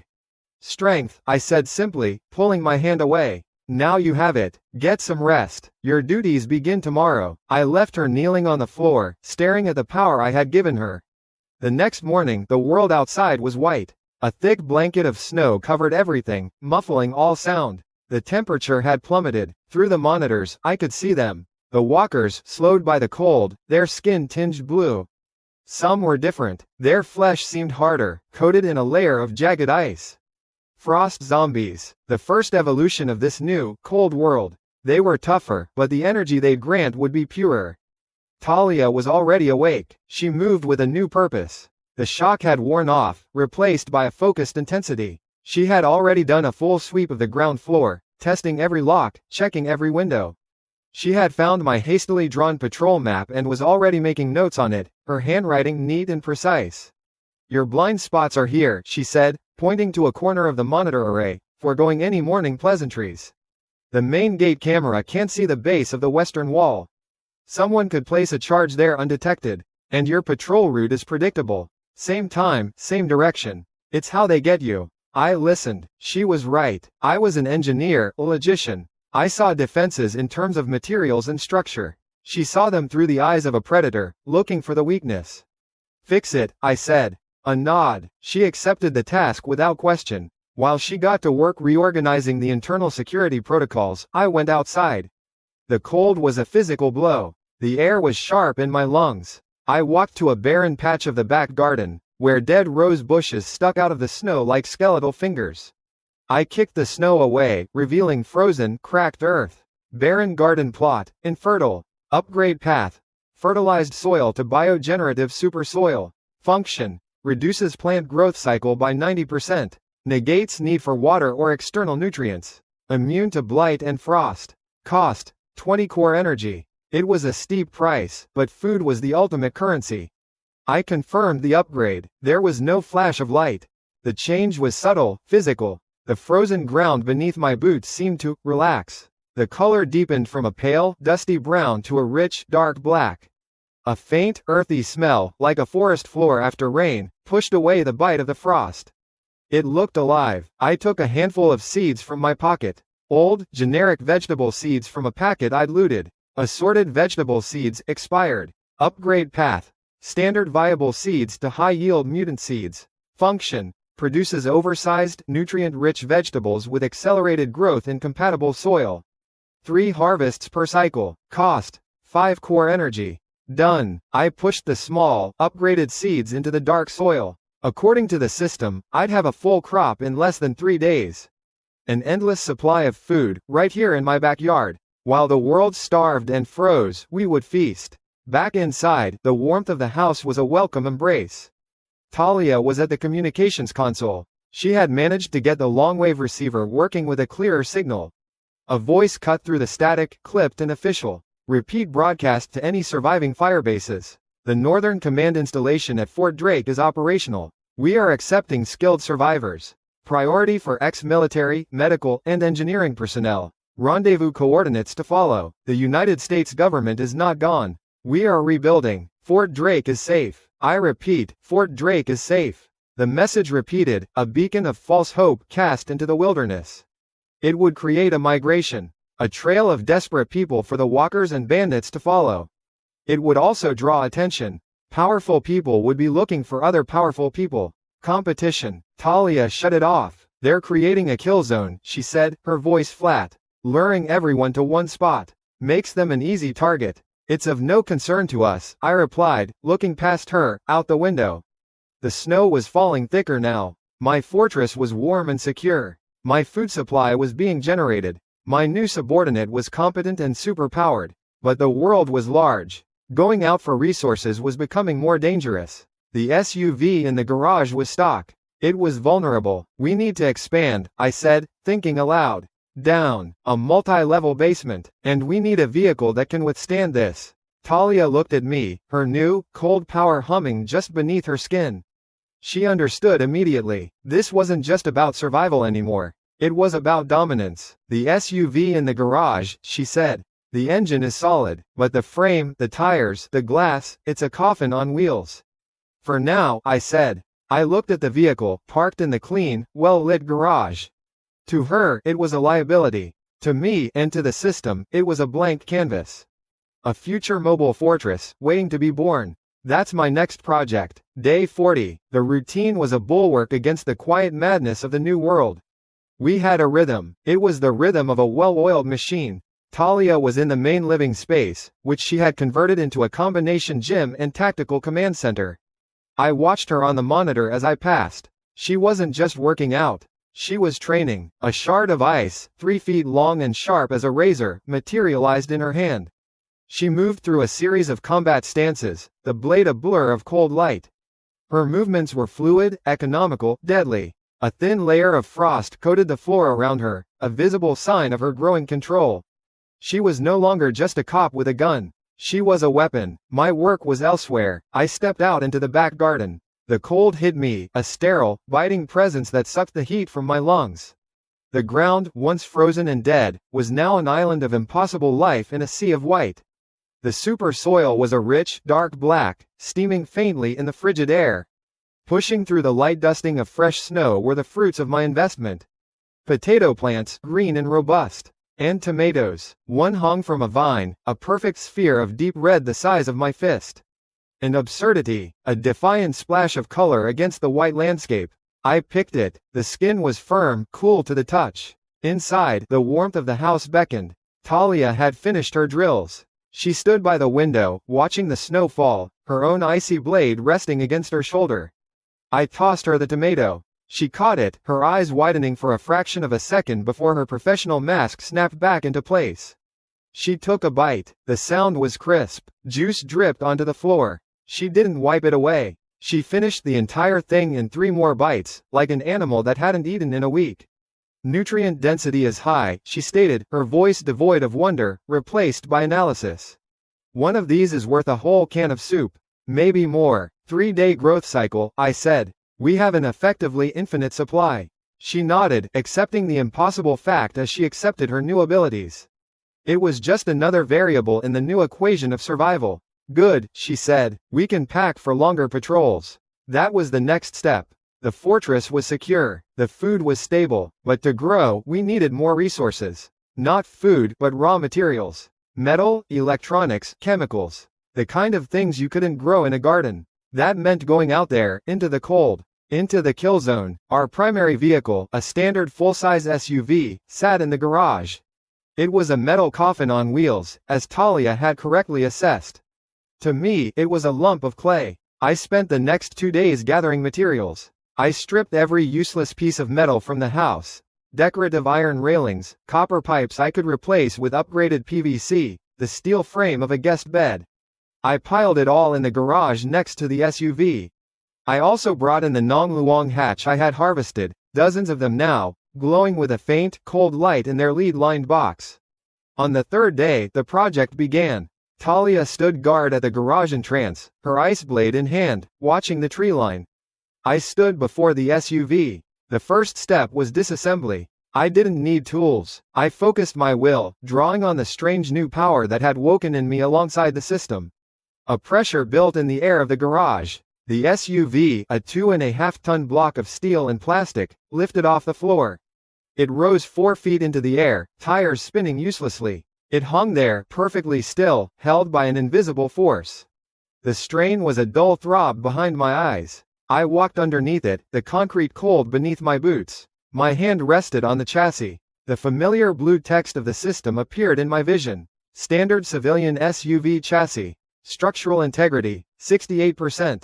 Scanned available materials, 250 kilograms ferrous metals, 30 kilograms copper wiring, 15 kilograms composite polymers, 70 Nong Luong hatch, Tier 1. Upgrade path available. Reinforced frame to armored mobile shelter to subjugator class assault vehicle. The last option was new. It required nearly all the resources I had gathered. It was the only option that mattered. Confirm upgrade to subjugator class, I thought. Cost 245 kilograms ferrous metals, 30 kilograms copper wiring, 15 kilograms composite polymers, 65 Nong Luong hatch, Tier 1. This will consume 50 units of user's personal core energy. Proceed? A heavy price. The energy drain would leave me vulnerable for hours. But the reward was dominance. Proceed. It began not with a flash, but with a sound. A low-frequency hum that vibrated through the floor, through the soles of my shoes, into my bones. The pile of scrap metal beside me began to glow, a cherry-red heat that gave off no warmth. It flowed like liquid, defying gravity, crawling up and merging with the undercarriage of the floating SUV. The steel of the frame thickened, darkened, the welds smoothing over until they were gone. The body panels were next. The factory red paint blistered and peeled away, revealing bare metal beneath. The alloy flowed over it, a wave of liquid darkness. The shape of the vehicle changed. The rounded, civilian-friendly curves sharpened into aggressive, functional angles. The front bumper extended, becoming a brutal, wedge-shaped ram. The wheel wells widened and were reinforced with the same black metal. The windows went opaque, then cleared. They were thicker now, with a faint, dark tint. Standard safety glass to multi-layer ballistic glass. The tires bulged, the treads deepening, a thick, self-sealing gel flooding their interiors. All-season tires to run flat armored off-road tires. The real change happened on the roof. The metal there rippled, rising up to form a low-profile, turret-like housing. A multi-barreled weapon system emerged from it, sleek and menacing. It was inert for now, lacking an ammunition fabricator, but the foundation was laid. The energy drain hit me like a physical blow. The world swam. I put a hand against a workbench to steady myself. Cold sweat beaded on my forehead. 65 glowing motes of light flew from the lead box and were absorbed into the vehicle's engine block, which now hummed with a quiet, menacing power. The process was over. I released my hold on the gravity field. The vehicle settled to the ground, not with a jarring thud, but with the quiet, hydraulic hiss of a predator settling into a crouch. It absorbed the impact effortlessly. It was no longer an SUV. It was a beast of matte black, seamless metal. It was lower, wider, more aggressive. It looked like it was carved from a single block of obsidian.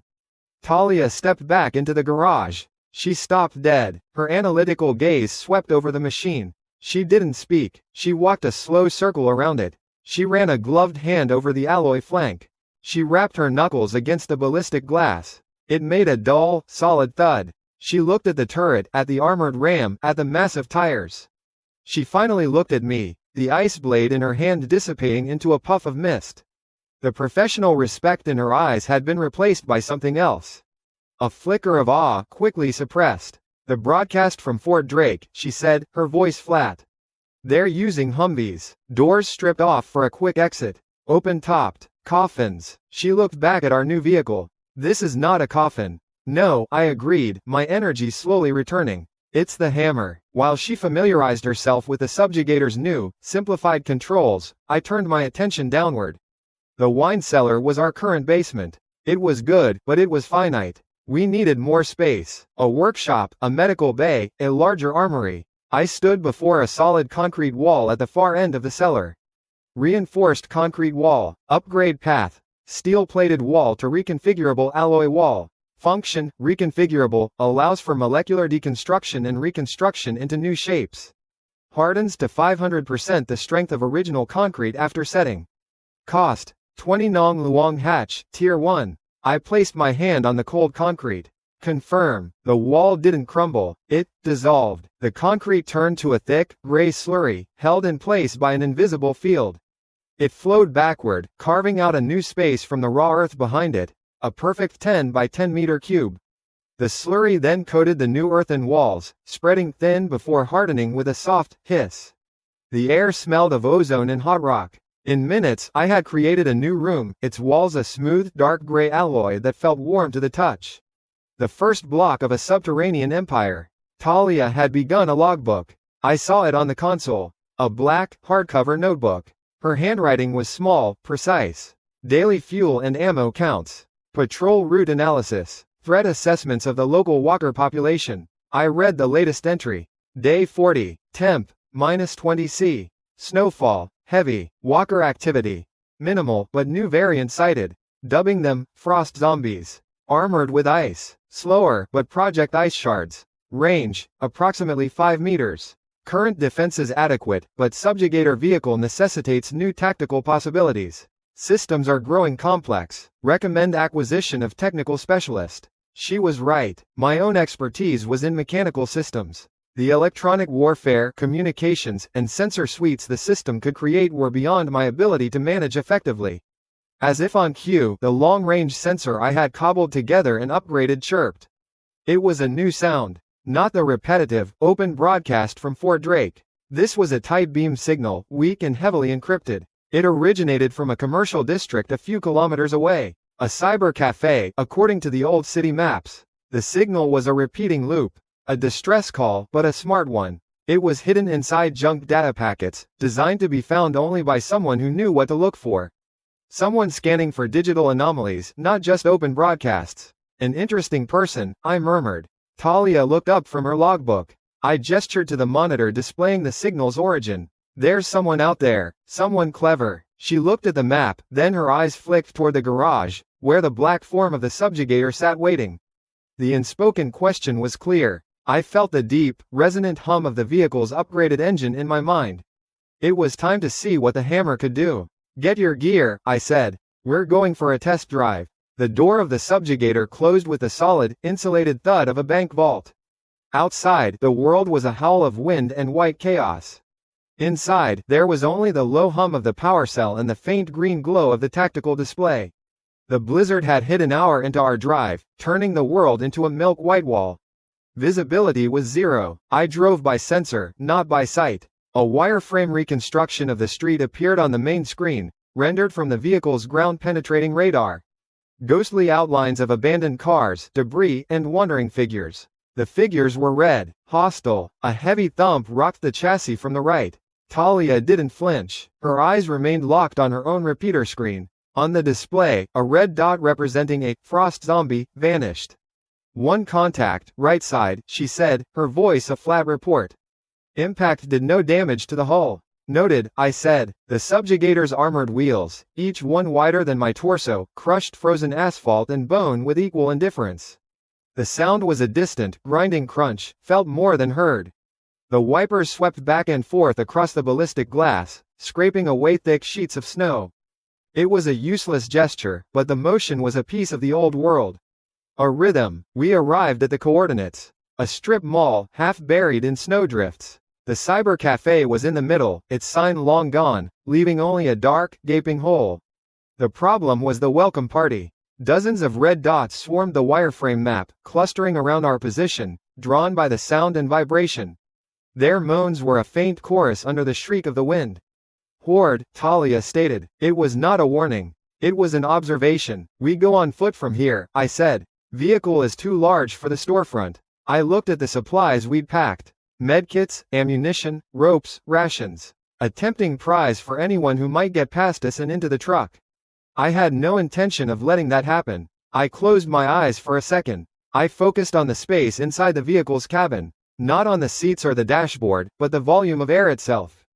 A pressure built behind my temples. The air seemed to shimmer, to fold inward. The supply crates, the extra magazines, even the water bottles rattled and then lifted from the floor, their weight disappearing. They slid into a point of distorted space between the front seats, swallowed by a pocket of nothing. Subdimensional storage activated. Capacity, 1/10 of a cubic meters. The pressure eased. The vehicle felt empty now, hollowed out. Let's go, I said. The hydraulic hiss of the door opening was loud in the sudden silence of the cabin. The wind tore at me, a physical assault of ice and cold. It ripped the heat from my lungs. The moans of the dead were all around us, sharp and hungry.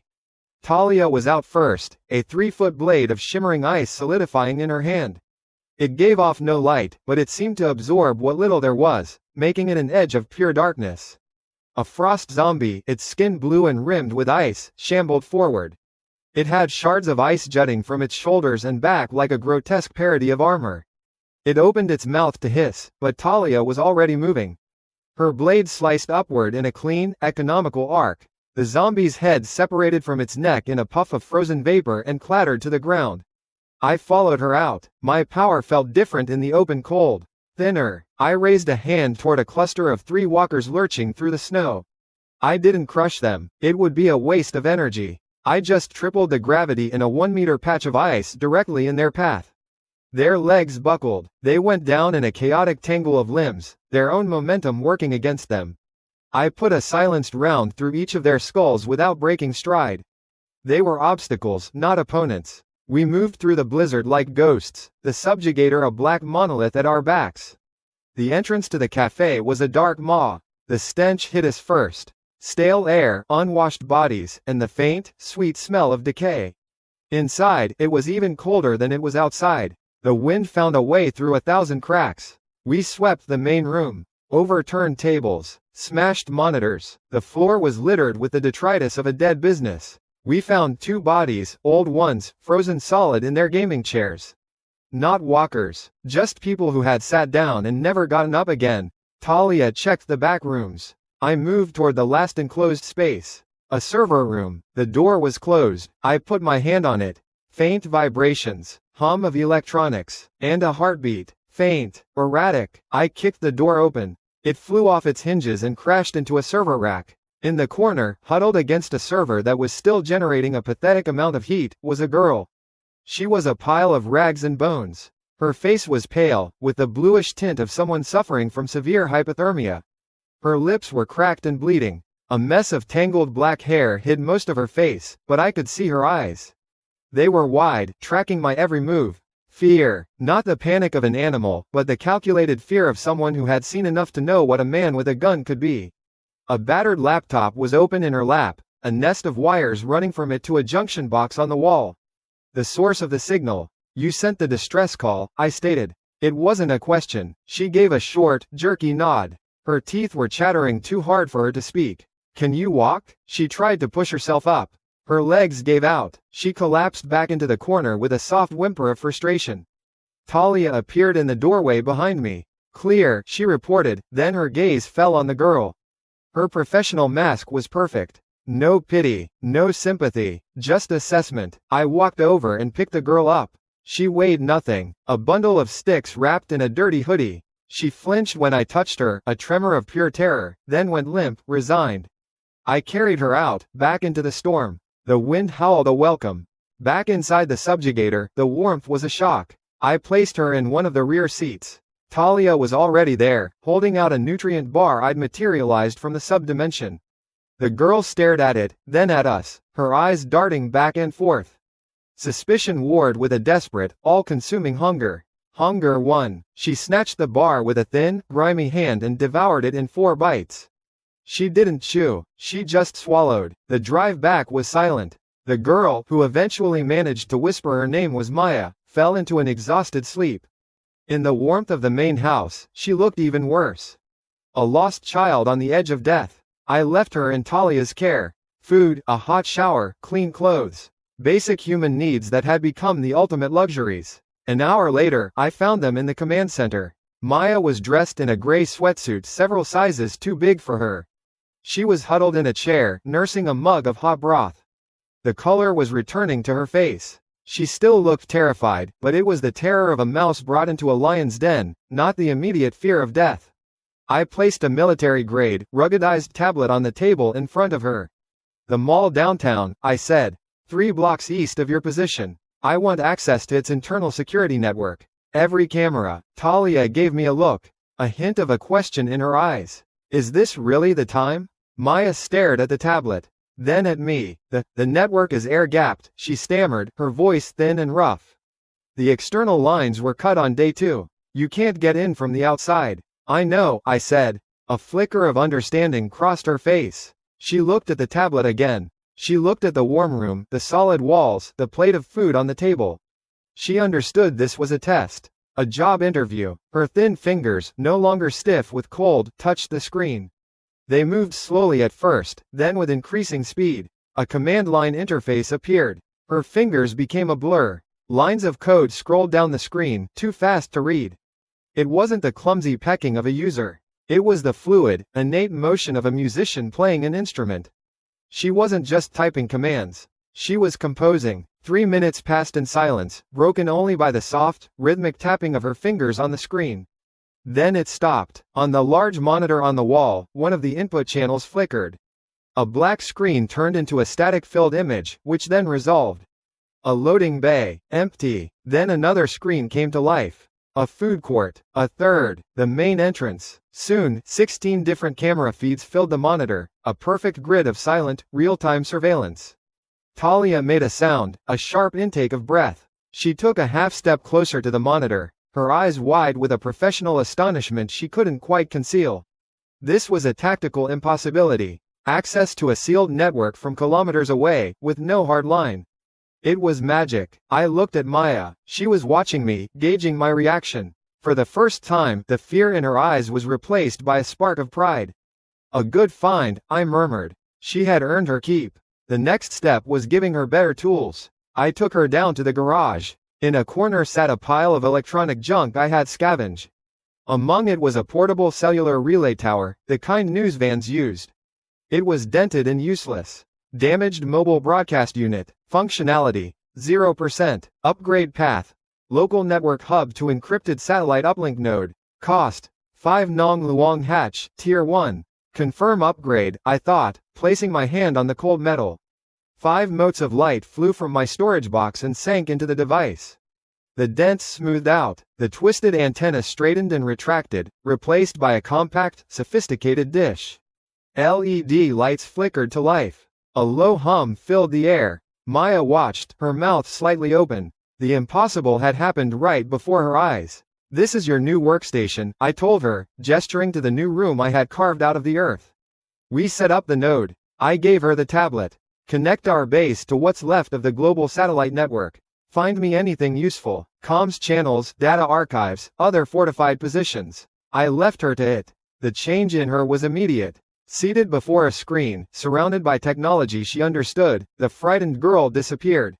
She became a technician, focused, efficient. Later that evening, Talia stood beside me, watching Maya on the monitors. The girl had already integrated every system in the house, the perimeter defenses, the automated turrets, the subjugator sensor logs, into a single, elegant user interface. "She's a force multiplier," Talia said, her voice holding a new level of respect. "She can do the work of a dozen analysts." There was a tension in her posture I hadn't seen before. The pressure of a new, highly skilled specialist joining the team. The world is full of treasures, I said. You just need to know what to look for. Sir, Maya's voice came over the intercom, crisp and clear. I'm in. I've bypassed the military firewalls on the old emergency broadcast network. Most of it is just ghost signals and automated loops. But there's a community. At the Grand Star supermarket. They're calling themselves the New Covenant. She put their broadcast on the main screen. The face of a man in his late 50s, a politician's plastic smile plastered on his face. He spoke of fairness, of sharing, of a common good. He talked about how all survivors had a duty to contribute to their central stockpile, from which he and his council would equitably distribute resources. He demanded that smaller groups, like ours, turn over any hoarded food and fuel. Talia snorted in derision. Saints with guns, the worst kind of thieves. Ignore them, I said. They were fools, and I didn't waste energy on fools. There's something else, sir, Maya said, her voice dropping. It's different. It's not a broadcast. It's a single, encrypted data packet, set to repeat. Low power. From the City General Hospital. She isolated the signal, her fingers flying across her console. A text file appeared on the screen, raw and unformatted. Greater than help. Lockdown. Dr. Anya Sharma. Virology. Have complete virus genome data. Cure research. Trapped. Level 4. Wing A. They're trying to break down the door. It's, oh God. The tyrant is awake. It's awake. The message cut off. I looked at the map location. The hospital. A death trap. I looked at the words on the screen. Complete virus genome data. The system could analyze that. It could devise upgrades, better weapons, better armor, better countermeasures. It could be the key to the next stage of evolution. I looked at the black shape of the subjugator on the security feed. It sat in the garage, humming with quiet power. It was time for the hammer to strike again. The snow had stopped. The world outside the ballistic glass was a clean, uniform white. The sun was a pale disk in a bleached-out sky, a light source that gave no warmth. The wind was gone. Inside the command center, the air was warm, filtered, and smelled faintly of coffee and ozone from the server racks. 50 days. 50 days since the world had ended. This room was the heart of my new world. One wall was a mosaic of high-definition screens, displaying the feeds from every camera, sensor, and system I had built or upgraded. Talia stood at a side console, running a diagnostic on the subjugator's weapon systems. Her movements were precise, economical. She was a weapon herself, always calibrated, always ready. In the main chair, Maya was a blur of motion. The frightened, half-frozen girl I'd pulled from the ruins of a cyber cafe was gone. In her place sat a technician, a digital wraith who lived and breathed in the data streams she now commanded. She had woven our disparate systems, defenses, power, life support, into a single, elegant network. Her fingers danced across a holographic interface, reinforcing firewalls and hunting for useful data packets in the static-choked ether. My base was an island of order in an ocean of chaos. Electricity hummed in the walls. The water from the taps was hot and clean. Tonight, we would eat steak, upgraded from the haunch of a mutated deer Talia had brought down, and vegetables grown in Luke V. Vis' super soil garden. We weren't just surviving, we were living. It was an obscene luxury, and a dangerous one. Luxury attracts envy. Envy, in this new world, was a death sentence. I sat in my own chair, watching the numbers on my system interface. I had 5 Tier 1 energy cores from the frost zombies we'd killed on the way to Maya.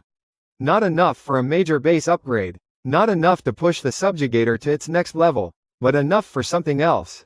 Something I had been putting off. I closed my eyes. I didn't look at the interface. I felt for it within my own mind. Nong Luong Hatch, Tier 1, available. 5. Select upgrade target. Self. Available physiological upgrades. Cellular regeneration, Tier 1, enhanced muscle fiber weave. Tier 1, synaptic acceleration, Tier 1. My goal wasn't just a fortress of steel and concrete. The final bastion had to be my own body. Select. Enhanced muscle fiber weave, Tier 1. Cost. 4 Nong Luong Hatch. Confirm. I thought the word, confirm. There was no flash of light. No sound. It began as a feeling deep in my bones. A low-frequency hum that was not a sound but a vibration. A strange heat, not unpleasant, spread from my sternum outward, seeping into every muscle group.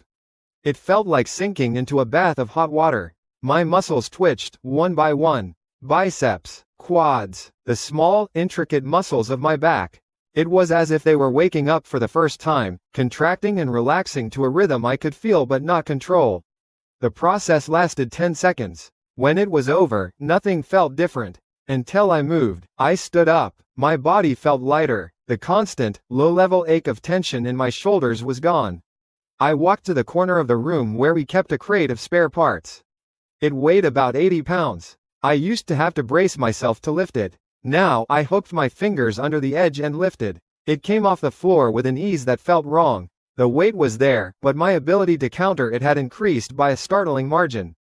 "Sir?" Talia's voice cut through my assessment. Her eyes were on me, her head cocked slightly. She had noticed the lift. Nothing escaped her. Before I could answer, Maya's head snapped up from her console. "Contact," she said. Her voice was sharp. "Perimeter. 4 of them. On foot. Coming from the west, using the tree line for cover." On the main screen, a topographical map of the estate appeared. 4 red icons blinked into existence, moving slowly toward the outer wall. Talia was already moving toward the armor locker. Hostile intent assumed. "Hold," I said. My voice was calm. I sat back down in my chair. "Let them get closer. I want to see who they are." Maya's fingers flew. One of the camera feeds zoomed in, switching to a thermal view. The 4 figures resolved from blurry heat signatures into defined shapes. They were dressed in scavenged gear, mismatched fatigues, heavy jackets, leather pants. They carried rifles, held with a casual familiarity. They moved like hunters, spreading out, covering angles. These were not desperate amateurs. "They're not trying to be quiet," Talia observed, her eyes narrowed at the screen. "They're testing us." The lead figure, a big man with a thick beard and a scar that cut across his left eyebrow, stopped just beyond the effective range of a standard rifle. He spat on the ground and unslung his weapon. They were looking at the house. At the windows that weren't boarded up. At the thin plume of heat haze rising from the geothermal vent, invisible to the naked eye but a beacon on their thermal scopes. They were looking at a prize. "They're from the group that took over the old auto plant," Maya reported, cross-referencing their appearance with snippets of intel she'd scraped from local chatter. "Led by a man they call Scar. Ex-military. Brutal. Thieves," Talia said. The word was a drop of acid. I watched them on the screen. The arrogance in their posture. The way they held their guns as if they were extensions of their own bodies. They saw a rich house, ripe for the picking. They couldn't see the layers of defense woven into its very fabric. They saw prey. They had no idea they had just walked into a spider's web. "Maya," I said, "activate drone 7, audio only. Patch me through." "Yes, sir." A tiny, insect-like drone, upgraded from a child's toy, lifted silently from a hidden alcove in the roof.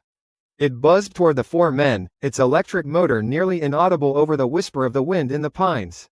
I leaned toward the microphone on my console. I didn't need to shout. The drone's amplifier was powerful. My voice, calm and clear, would erupt from the air right next to them. The 4 men stiffened as my voice surrounded them. "This is private property. You have 10 seconds to vacate the premises before lethal force is authorized. Your trespass has been noted." I watched their reactions on the screen. The leader, Scar's man, laughed. A harsh, ugly sound. He turned to his men, a smirk on his face. "Hear that, boys? Some rich bastard in there playing soldier." Another one raised his rifle and pointed it in the drone's general direction. "Come on out and say that to my face, you coward." I continued the countdown as if they hadn't spoken. 10. They laughed again. 9. The leader made a show of checking his weapon. 8. I looked at Maya. She met my gaze, her expression grim. She had one hand resting on a keypad that controlled the physical defenses. Talia stood behind her, a silent shadow, her hand resting on the hilt of the blade she always carried. 7. 6. 5. They were getting bored of the game. The leader gestured for his men to advance. "Forget this. Spread out. We go in hard." 4. My eyes went to a different part of the screen, a schematic of the outer wall. A small icon labeled Sentry Turret 04 was blinking. It was a formerly useless security camera. Now, it was something more. Upgraded security camera to automated mini turret, non-lethal rounds. Modes: warning shot, incapacitate, lethal. Ammunition: high-density rubber slugs. 3. I selected incapacitate. The target was the leader. 2. On the screen, a small, hidden panel on the wall slid open with a faint whir. A matte black turret swiveled out, its lens glowing with a faint red light. It locked onto the leader's center of mass. He was still laughing, turning to shout an order, when the countdown reached its end. 1. I didn't say 0. The turret made a sound like a cough. A high-pressure whump. The leader's laughter cut off. He grunted, a short, sharp exhalation of air, as if he'd been punched by an invisible fist. He staggered back, dropping his rifle, clutching his chest. His thick jacket had absorbed most of the impact, but the kinetic force was immense. Thwump, thwump, thwump. The turret fired 3 more times in rapid succession, its targeting system tracking the other men with inhuman speed. One was hit in the thigh and went down with a scream of pain. Another took a slug to the shoulder and spun around, crashing into a tree. The last one, the one who had challenged me, dropped his rifle and just ran, scrambling back into the woods without looking back. The leader, on his knees, gasping for air, looked up at the wall. He saw the turret retracting, the panel sliding shut, leaving no trace it had ever been there. Fear, pure and undiluted, finally dawned on his face. He understood. This wasn't a man in a house. This was the house itself. And it was hostile. He struggled to his feet, grabbing his wounded comrade, and they hobbled away, disappearing into the snow-dusted trees. They're gone, Maya said, a note of relief in her voice. Talia let out a breath she had been holding. That was efficient. They will report back. I know, I said. That was the point. I had sent a message. This place has teeth. Stay away. For some, fear would be an effective deterrent. For a man like Scar, it would be the opposite. A high-tech defense system didn't just mean danger. It meant a prize worth any risk. It confirmed the rumors of a paradise villa. It meant resources, technology, power. My assumption was confirmed an hour later. Sir, Maya's voice was tense again. I've been monitoring low-band radio frequencies. I picked up their report to their base. It was fragmented, but I got the gist. And? Scar isn't deterred. He's furious. And greedy. He thinks we're sitting on a pre-collapse military arsenal. He called us hoarders. He said he's going to crack this place open and take everything. He's gathering all his men. The main screen shifted to show a satellite heat map of the area around the auto plant, 5 miles away. The heat signatures were converging. Dozens of them. Vehicle engines were firing up. I could see the distinct, blocky shapes of 2 large trucks, probably modified with scrap metal for armor. Talia stepped beside me, her gaze fixed on the screen. The tactical situation was clear. This wasn't a probe. This was an invasion. She's right, Maya confirmed, her voice low. Movement corresponds with a full-scale assault preparation. I count at least 50 hostiles. 2 heavy vehicles. ETA at our perimeter is sunrise. 50 men, armed, organized, desperate, against the 3 of us. To them, the odds looked good. They couldn't know that their numbers didn't matter. They were bringing muscle to a fight against a ghost. They were playing checkers while I was playing a game they didn't even know existed. A cold smile touched my lips. This was good. This constant threat of scavengers and opportunistic gangs was a distraction. Better to solve the problem all at once. To make an example of them so brutal, so complete, that our little island would be left alone for good. I looked at the faces of the 2 women beside me. Talia, the warrior, her expression hard as flint. Maya, the sentinel, her eyes glowing with the light of her displays. They weren't just followers. They were pillars of my fortress. Good, I said, my voice resonating with the new, quiet power in my own body. A house cleaning. Talia, Maya, prepare to greet our guests. The world outside was gray and soft. A thick fog had rolled in before dawn, swallowing the dead trees and the blanket of old snow. It clung to the camera lenses, blurring the edges of the world into a smear of white and shadow. Day 51. Inside, the only colors were the crisp, sharp lines of data on the monitors. A large topographical map dominated the main screen, the grounds of the estate rendered in green and brown contours. Dozens of red icons flickered at the western edge, massing just beyond the tree line. Their heat signatures bled into the cold air, angry blotches against the pale blue of the thermal imaging. They're not subtle. Maya's voice was a flat line in my ear, transmitted from the command center. Engine noise is peaking. Multiple vehicles. The 2 heavy trucks are taking the lead. I stood on the reinforced rooftop, the cold seeping through the soles of my boots. I wasn't looking at a monitor. I was looking into the fog itself, my hand resting on the cold steel of the parapet. The muscle fibers in my arm felt dense, coiled, ready. The upgrade had settled into my body, a low, constant hum of potential.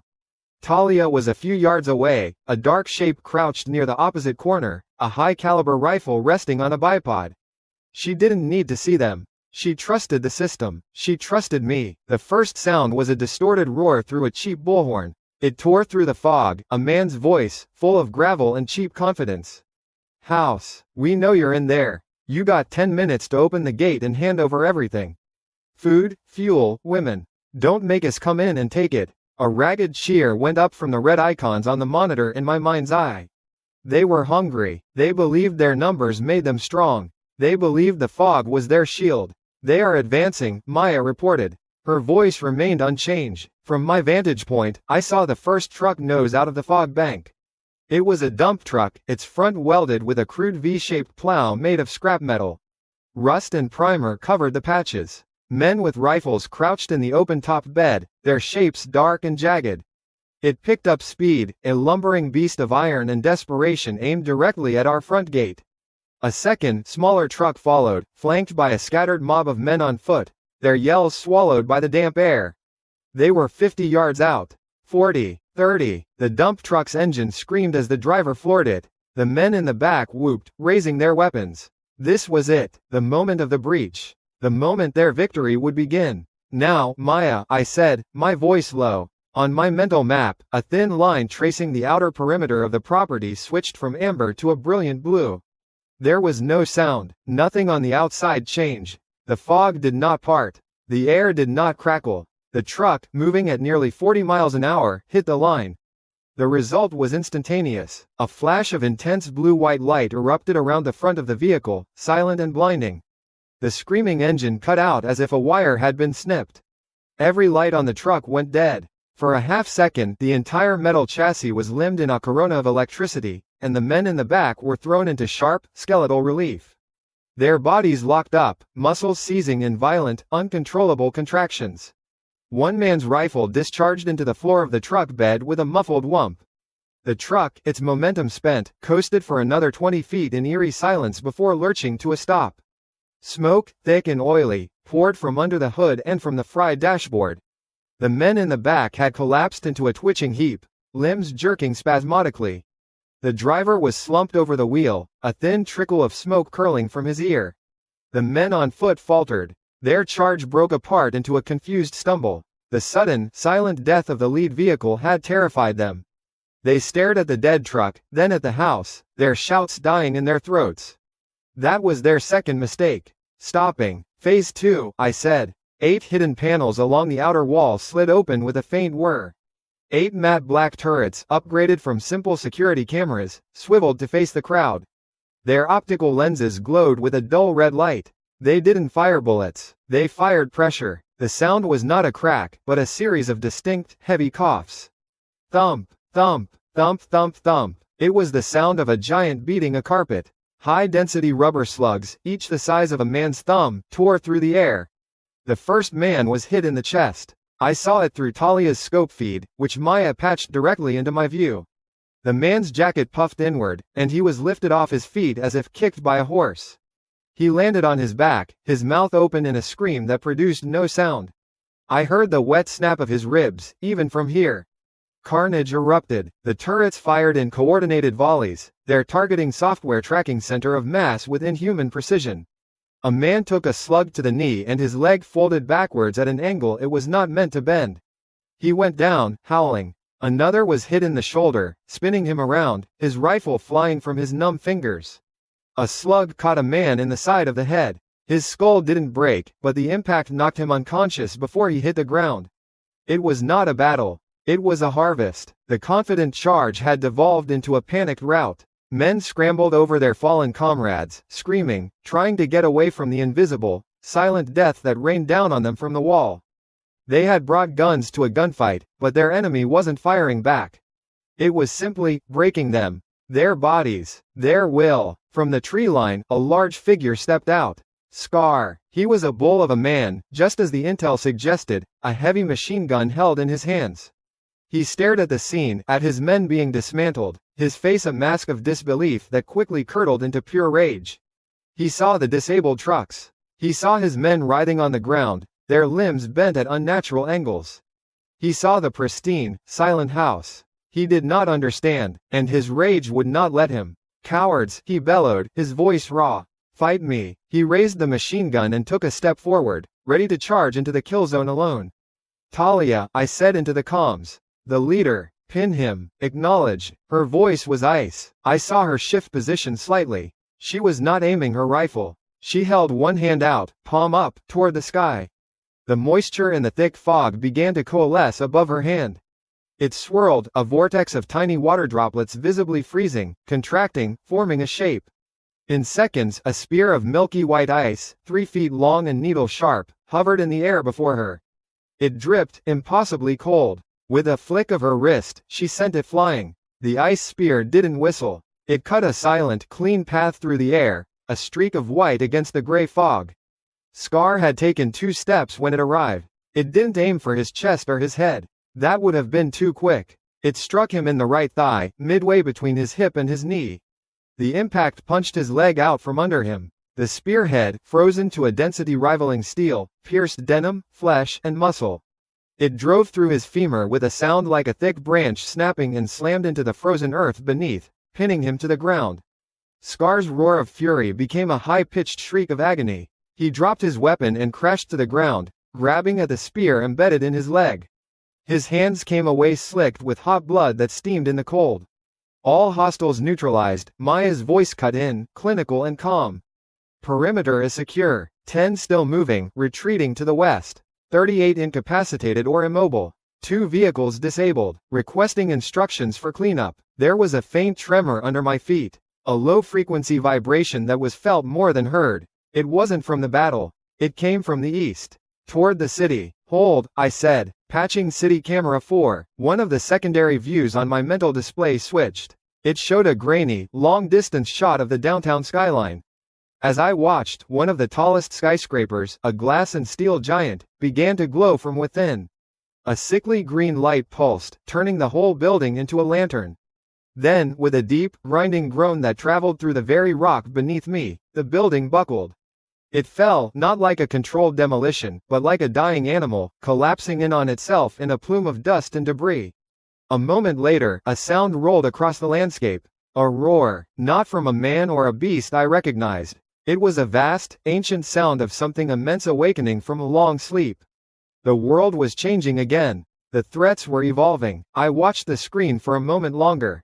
Then I dismissed it, one problem at a time. "Maya, get the drone to scan the wreckage. Catalog all salvageable materials. Prioritize the truck frames." I turned from the parapet. "I'm going down." The gate slid open with a hydraulic hiss. I stepped out into the cold air. The fog was beginning to thin. The rising sun turned it into a glowing, hazy curtain. The air smelled of ozone, hot metal, and blood. All around me, men were moaning. Some tried to crawl away, dragging shattered limbs. Most just lay where they had fallen, broken. I walked past the stalled dump truck. I could see the blackened interior of the cab, the dead driver.